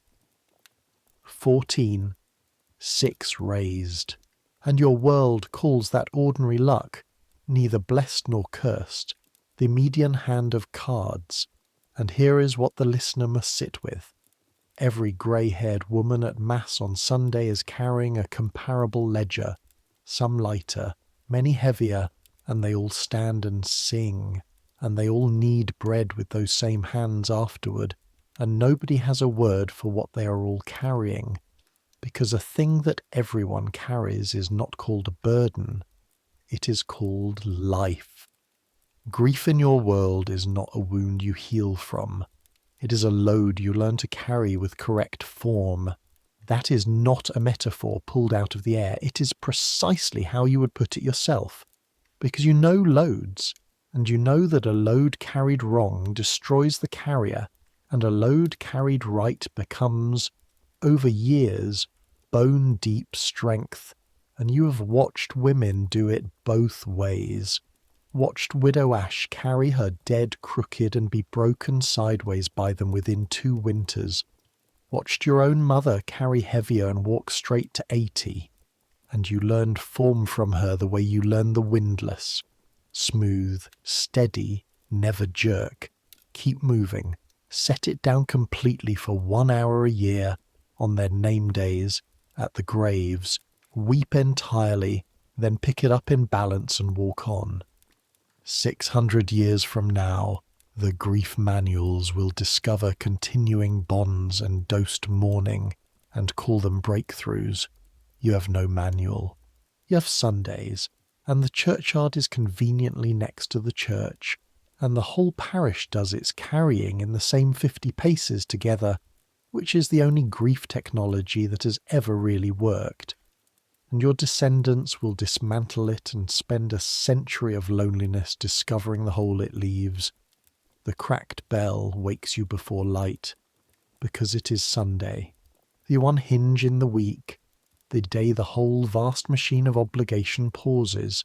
No plough, no cart, no spinning in principle, though God winks at spinning, and the village washes its face and puts on its least mended clothes, and walks to the small flint church of St. Mary that has stood at the top of its knoll for 200 years, and will stand, let it be said now, for 700 more, outliving the manor, the rolls, Master Simon, the kings on the coins, everything, so that people not yet imaginable will one day stand in it on a Tuesday with cameras and lowered voices, in the exact spot where you are about to kneel. The walk up the knoll is the walk you've made 5,000 times. Frost still, but the light has changed this week. You noticed it yesterday at the woodpile, the sun clearing the ash trees a finger's breadth higher, the year's great wheel moving under everything like a mill wheel under a floor, and along the lane the others fall in, the whole surviving village converging on the bell, the Fletchers with Dickon's arm slung proud as a trophy, and the boy telling everyone who will stand still that Mother Edith won an argument with it. Hob beaming and bowing to you like a fool, the news of the night before last having gone through 90 people the way fire goes through auger stubble, Emma at his side, and Alice of course is not there. Alice is home in her mandated bed, but her month is already being arranged. This is what you hear as you climb, the women organising around her the way they organise around every new mother, a rota older than the parish itself, who bakes for Longcroft this week, who takes their washing, who sits with her Thursday, the invisible logistics corps of the village deploying without an order being given, 40 days of it, her lying in, her month, ending in the ceremony at this same church door when she is churched and returned to the working world. And the listener should note what this is. Note it well. It is maternity leave, guarded by custom and enforced by grandmothers in the year 1353, and there are nations 7 centuries hence that will offer working mothers less. Mass is Latin, and you have not one word of Latin, and you know the whole service by heart the way you know weather, by shape and pressure rather than words, and you stand and kneel on the cold stone with the rest, the kneeling costing you what it costs, and the church breathes around you, beeswax and incense and wet wool and 90 bodies, and the painted walls do the talking that the Latin cannot. Saint Christopher, huge by the door, carrying the child over the river, Doom over the chancel arch with its scales and its small naked souls, and you look, as you always look, at the painted women in the Doom, and note, as you always note, that the painter put as many wimples among the saved as among the damned, which you consider fair dealing, and Father Stephen, who is 26 years old, because the pestilence ate priests faster than almost anyone. They died at the bedsides doing their office, and the young man they sent to replace 3 dead men is earnest and overworked and privately terrified, and he preaches short, and after Mass, in the porch, he does what he does every Sunday, which is to consult you. He does it sideways, always, a young man's pride requiring the fiction that he is merely conversing. Widow Gelotte's melancholy, he begins, whether it is a sickness or a sin. The Marshfield boundary quarrel that will end in blood if someone doesn't lance it. Whether old Roger should be shriven now, or whether that would frighten him into his grave. And you answer, sideways to match him, in the form of stories about what your mother did in like cases, and he nods gravely at the air, and thus, in a church porch, is the actual government of the parish conducted, a boy with the keys of heaven taking quiet instruction from an old woman with a linen bag, both of them politely pretending otherwise. Every village in England has this arrangement. None of it is written down. History is what gets written down. This is why you are not in it. And then, because it is Sunday, and because the story owes you one, comes the hour that is yours. There is a place you go. Up beyond the churchyard the knoll keeps rising, a steep sheep-cropped shoulder of chalk with a crown of wind-bent thorns. The beacon, they call it, because that is what it was, a fire hill. One link in the old chain of warning fires that could carry an alarm from the coast across the whole shire in an hour, lit for the French raids in your grandmother's day, and there is a flat grey stone up there among the thorns, and on Sunday afternoons, weather permitting, and often when it doesn't, you climb to it. The climb costs you. It costs you more every year, and every year you pay it. Deliberately, defiantly, because the day you cannot pay it, you will know something you are not ready to know. And so the climb is also a measurement, your own private lady day, the annual audit of yourself. And this year, as every year so far, the account still balances slowly, with 3 rests, staff planted, breath smoking, heart knocking at the door of your ribs like a bailiff, but balancing. And from the stone, the world. You can see, on a rinsed blue February afternoon like this one, most of everything you have ever known. The village directly below, your whole map of it, the church, the lane, the mill with its frozen leat, your own croft, small as a thing carved on a nutshell, smoke standing up from your banked fire thin and grey as a spun thread, Joan somewhere under it, the fields wheeling out from the village in their great strips, marsh field, church field, mill field, hundreds of long narrow lands lying side by side under the frost, like the grain in a split log, and you can read them. Every strip has a name and a tenant and a history. That one flooded in 38. That one grew the barley that saved the winter of 46. Those 4 furlongs lie untended since the mortality, going back to Thorn, the plague legible in the land itself as a kind of forgetting. The woods beyond, black-purple with winter, the downs rolling away south, pale gold and grey, wearing their sheep like slow clouds, and on the farthest rim of it all, on the very hem of the sky, a dark level line that took you half your life to believe, which is the sea. 12 miles, perhaps, the whole visible world. You have in 61 years been beyond it exactly twice, both times to Canterbury, a day's walk east for the shrine, and the second time you stood in the nave of the cathedral, in that stone forest built for God at a scale no one who has not stood in it can be made to believe, and you wept without knowing why and came home again, and that is your entire travel history, 12 miles of world and 2 pilgrimages. And here is what must be said about it, said carefully, against every easy pity. Within this bowl of land you're not small. Within this bowl you know every spring and every family and every grave. You hold the map of 200 years of its weather and its bloodlines and its quarrels. You're consulted by its priest and feared by its bailiff more than he lets on, and needed absolutely by every soul in it. The modern listener lives in a world 10,000 miles wide in which almost nothing needs them specifically. You live in a world 12 miles wide that needs you by name. Do not be too quick to decide which of you is the poorer. You sit on the flat stone until the cold comes through your cloak, and you do up here the thing you cannot do at the hearth, where Joan would see your face. You go through your dead. Not the grief-carrying. That's daily. This is different. This is the muster. John, Maud, Thomas, the little ones. Each name, the drowned boy last, always last. 3 breaths, no more. And then the living.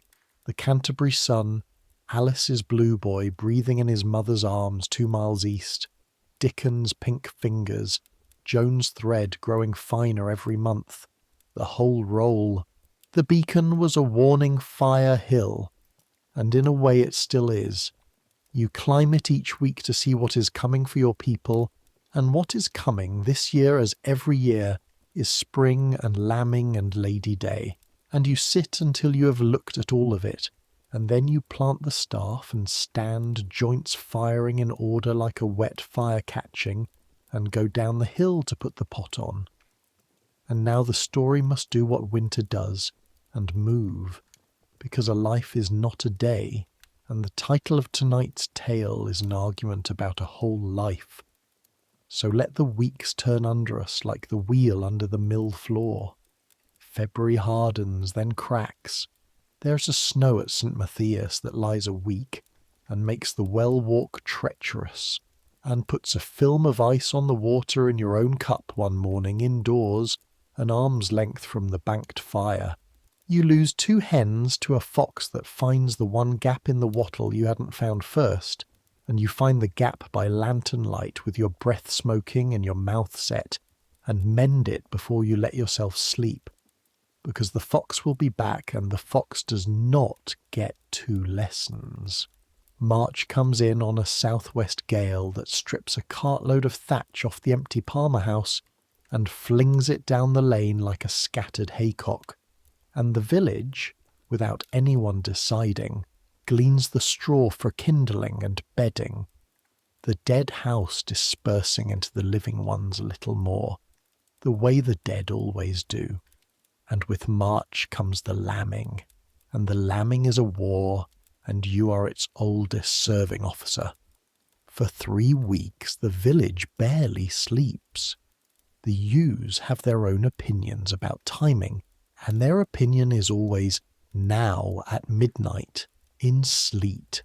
Your own ewe goes on a filthy Tuesday night, and it is Elise's night in miniature. A lamb coming wrong, one leg back, and you kneel in the byre straw with your sleeve rolled to the shoulder and your arm inside a labouring ewe, and your hand, your cracked 61-year-old hand, follows the slick hot puzzle of it by touch alone, no light worth the name, reading knee from hock. This is why the birthing women of your world are what they are. They apprentice on lambs from childhood, hundreds of them. The beasts are the teaching hospital, and you find the trailing foreleg and cup the sharp little hoof in your palm so it cannot tear the ewe, and bring it forward, and the lamb comes in a rush of heat and steam into the freezing air, and you swing it by the hind legs to clear its breath, and rub it savagely with straw. The same rub you gave the blue boy, the very same, and it shakes its wet ears with a sound like a small flag snapping and blares, and the ewe answers. The low nickering the ewes keep for their own, and you sit back in the muck with your arms steaming and allow yourself alone in a byre at 2 a.m, one short laugh at the sky. Twins in the end. Your ewe throws twins and both live, and in the arithmetic of your croft that one fact outweighs half of Master Simon. Lady Day comes, the 25th of March, the year's great hinge, when rents fall due and accounts are squared, and in your world's own reckoning, the new year itself begins, the year of our Lord 1353 giving way to 1354, not at midwinter but here, at the spring equinox, with the mud drying and the ploughs out. You walk to the manor court in your least mended dress with your rent counted into a cloth, every silver penny of it earned by thread and ale and cheese across a year, and you stand in the hall among your neighbours while the steward, down from the Lord's other manor, a dry man with ink on his fingers, works through the roll, and when your holding is called, and the dry man begins, in his dry voice, the question of the widow's tenure, something happens that Master Simon, watching from the side, has plainly not arranged for, which is that the village stands up. Not all at once, and not in so many words, nothing in your world is in so many words.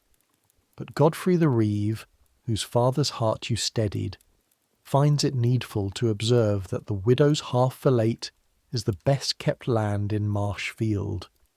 ploughed and mucked by hired labour she pays for honestly at the new wages, and what the smith finds it needful to add that his own boys did the ploughing and were paid before they'd washed, and Father Stephen, 26 years old and terrified and standing very straight, finds it needful to mention, in Latin-flavoured English, the widow's services to the parish, unpriced but not, he ventures, unvalued in heaven, and possibly worth the Lord's notice on earth, seeing as the Lord's own villains are born safe and mended cheap because of them.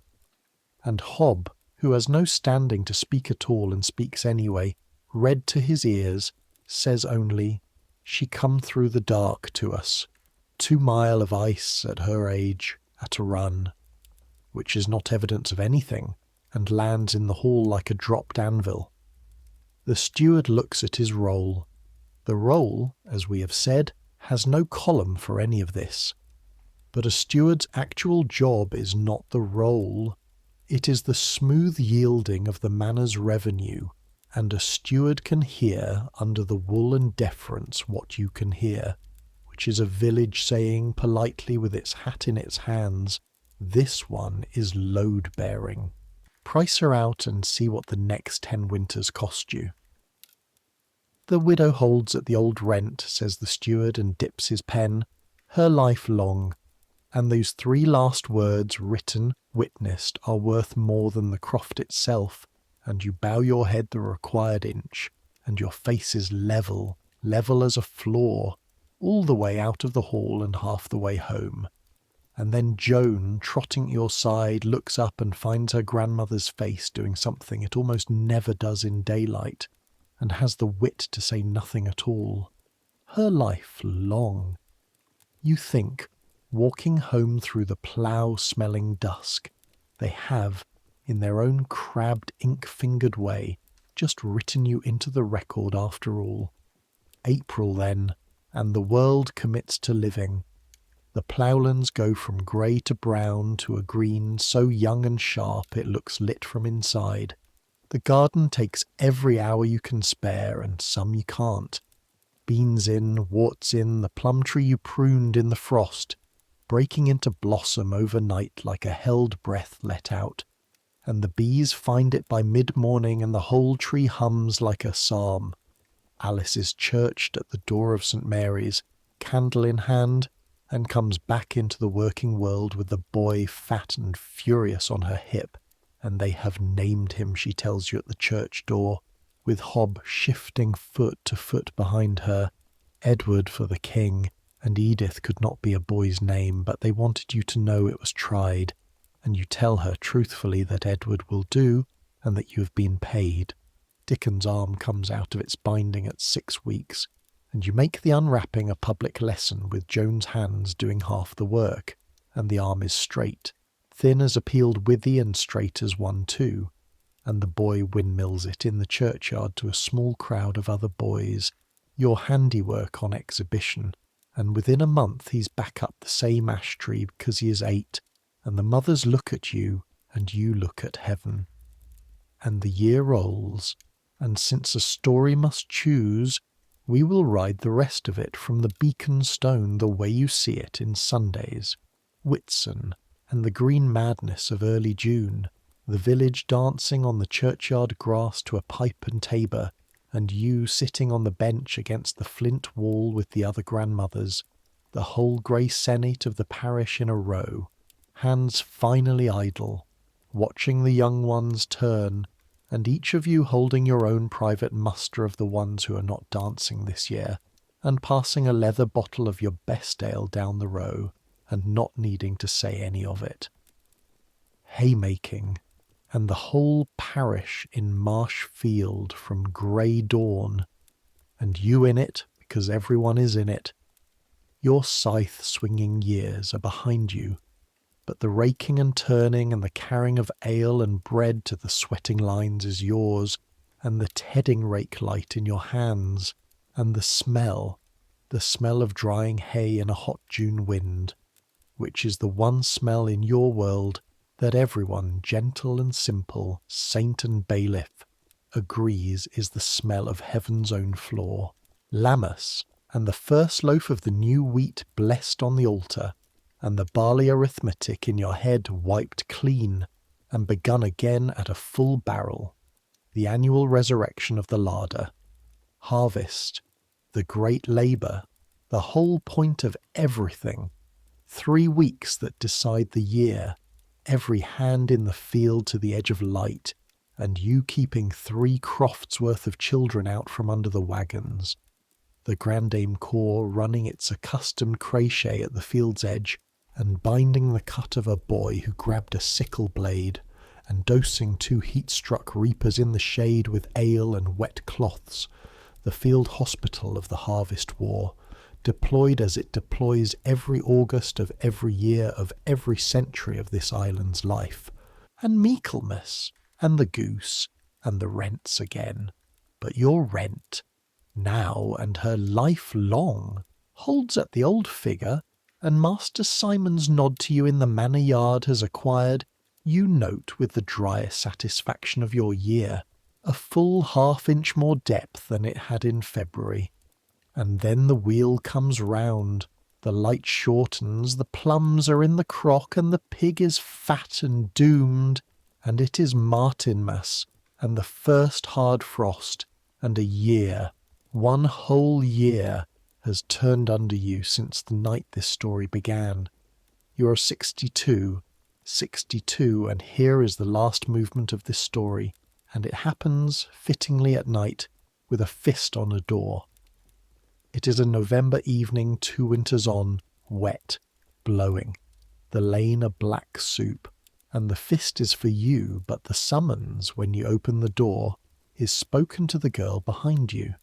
The Cop house, down by the mill, their eldest daughter's first child, come early and coming fast, and the Cop boy in the doorway with the rain running off him is looking past your shoulder, and you understand before he says it, and something in your chest goes very still and very bright at the same time, because you are expecting this door banging too, the way you expect weather.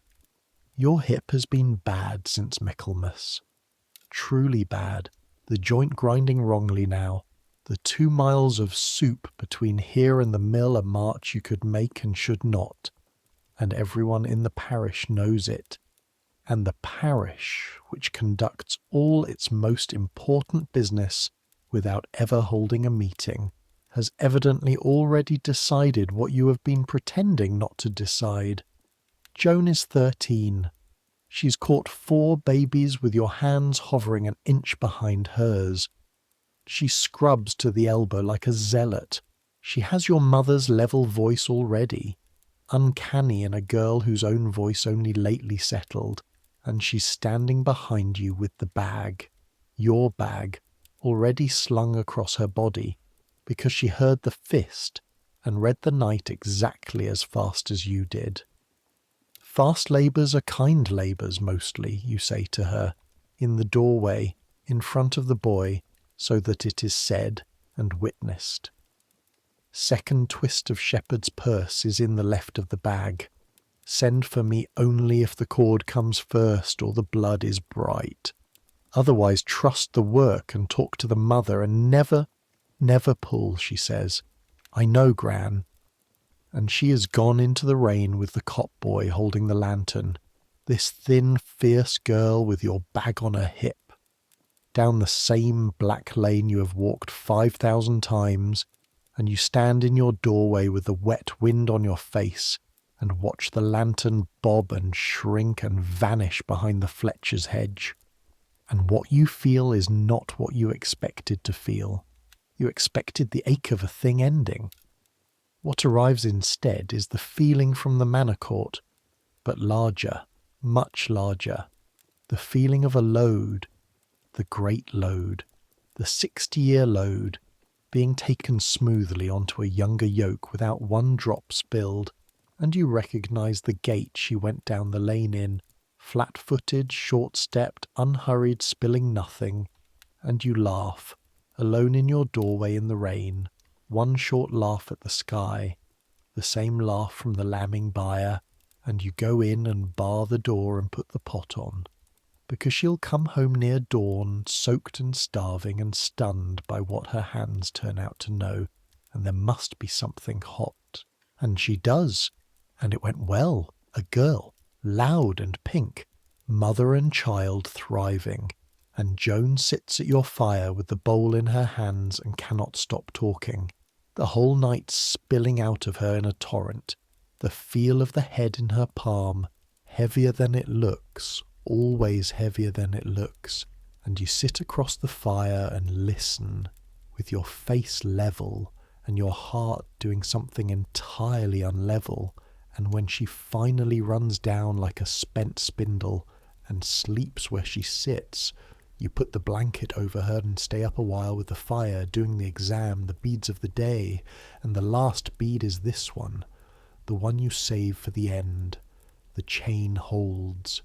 Whatever else, the chain holds. Your mother to you, you to her, her to some small, chapped-handed girl not yet born, in a village not yet emptied and refilled and emptied again by centuries not yet arrived, and every link of it a woman who was never asked whether she could and therefore never learned that she couldn't. That is the argument of tonight's story, made complete, and I will rest it here, beside your fire, with one closing entry for the record the rolls never kept. The soldier's strength is a blade, forged fast in fire for one purpose, magnificent and brittle, drawn for a few years and then, if he's lucky, hung on a wall. The grandmother's strength is a river stone, made by nothing but time and pressure, and the endless passage of ordinary water, shaped by 60,000 small collisions, unbreakable in any way that matters, and hold clean through the middle by grief, in a way that somehow only makes it easier for the next hand to grip. You still carry the hold stone in the bag. It does nothing at all. It has attended 400 births.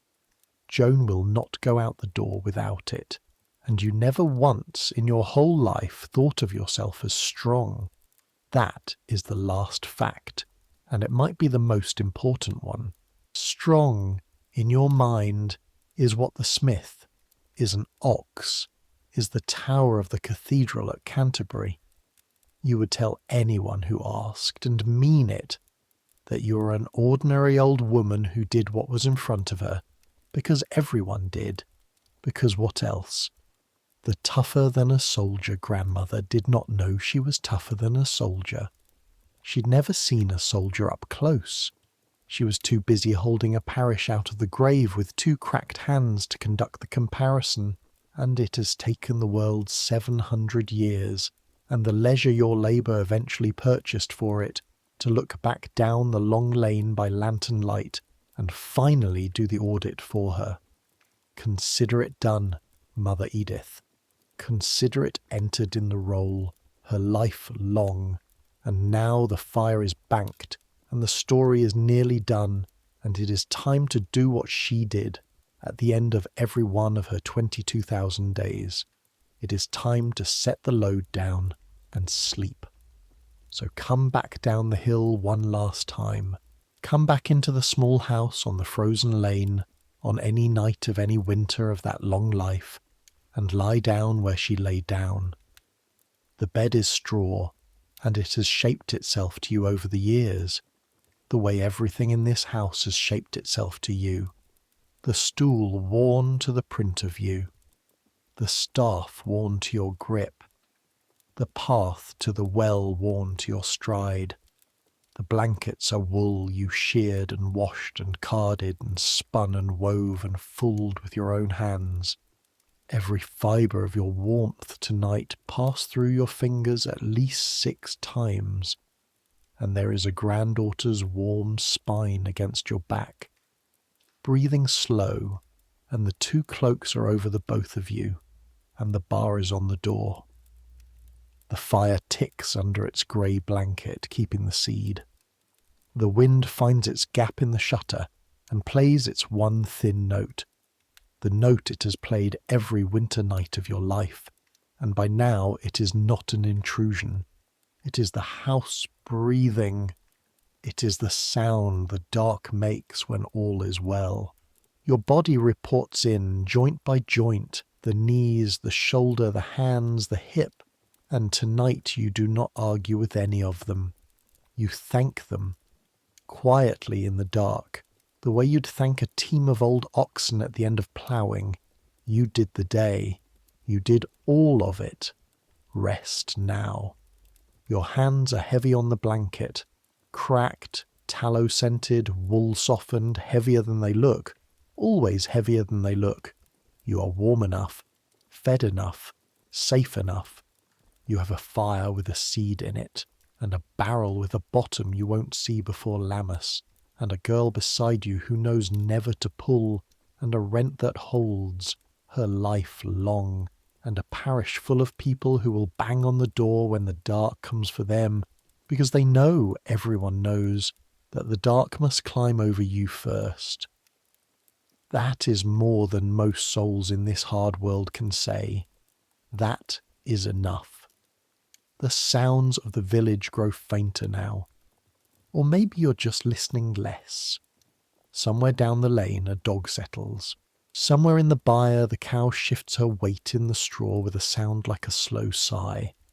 Somewhere 2 miles east, a child you pulled breathing into this world is sleeping against his mother, and somewhere north a mended arm is flung over the edge of a bed, and somewhere in every house on this lane there is some small warm proof of your hands, and all of it is sleeping.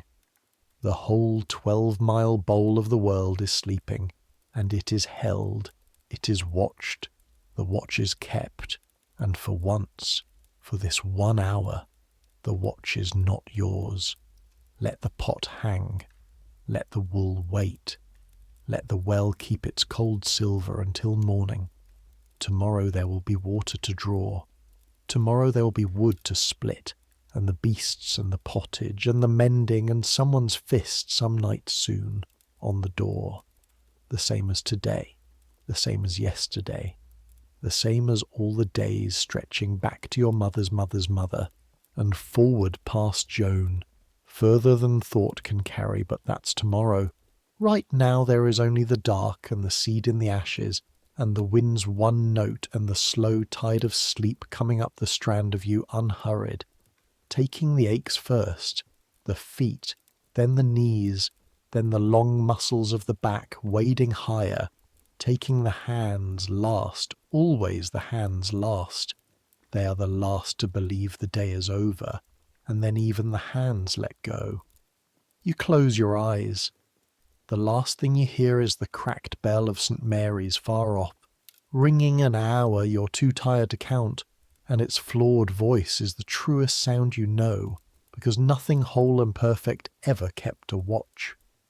Only cracked things ring all night, and then nothing, just rest, just the long slow drift down into the second sleep, the old sleep, the sleep of everyone who ever earned it. Centuries will pass, the village you know will change beyond recognition, the lane will be paved and lit, the well will be capped and forgotten under someone's garden. The empty crofts will fill and empty and fill again with houses of materials you have no words for, warm all through, bright all night, with water that leaps from the wall at a touch, and no one in them will ever once, in a whole long life, carry 80 pounds of anything anywhere. The pestilence will be understood and named and beaten. The childbed fever will surrender its secret, and it will turn out to be the scrubbing. It was always the scrubbing. You were right for 300 years before anyone could tell you why. The footling breech will become an hour's calm work in a bright room. The willow bark will be in every house. The hunger will leave this island and forget the way back. The flint church will stand. It stands now, tonight, this very night that you are listening, with her churchyard around it and her cracked bell recast at last. And people not imaginable to her walk up that same knoll and stand in that porch, and the grass grows over 52 graves and over hers, wherever it lies, unmarked, unrolled, unwritten. But people still live there. People still live everywhere she held, and they still wake in the dark to fists on doors, and still walk through cold toward other people's pain, and still sit up all night keeping rooms level, nurses and midwives and mothers and the ones who love their old people, all the unrecorded watchkeepers, her whole unbroken chain wearing different clothes. Some things don't change. The human hands don't change. Look at yours, there in the dark, resting on the blanket. Some grandmother's grip is folded into them, further back than any roll or record. Some woman who carried water and set bones and never once thought of herself as strong. And the need for rest at the end of a long day, that doesn't change either. So let it come. Let sleep take you the way it took her, in the small house on the frozen lane, 6.5 centuries ago, with the seed banked in the ashes and the watch handed on. Let the world fade. Let the noise quiet. Let your thoughts slow and soften and finally stop. You did the day. You did all of it. You've earned this rest. Take it and dream of whatever dreams may come. Good night.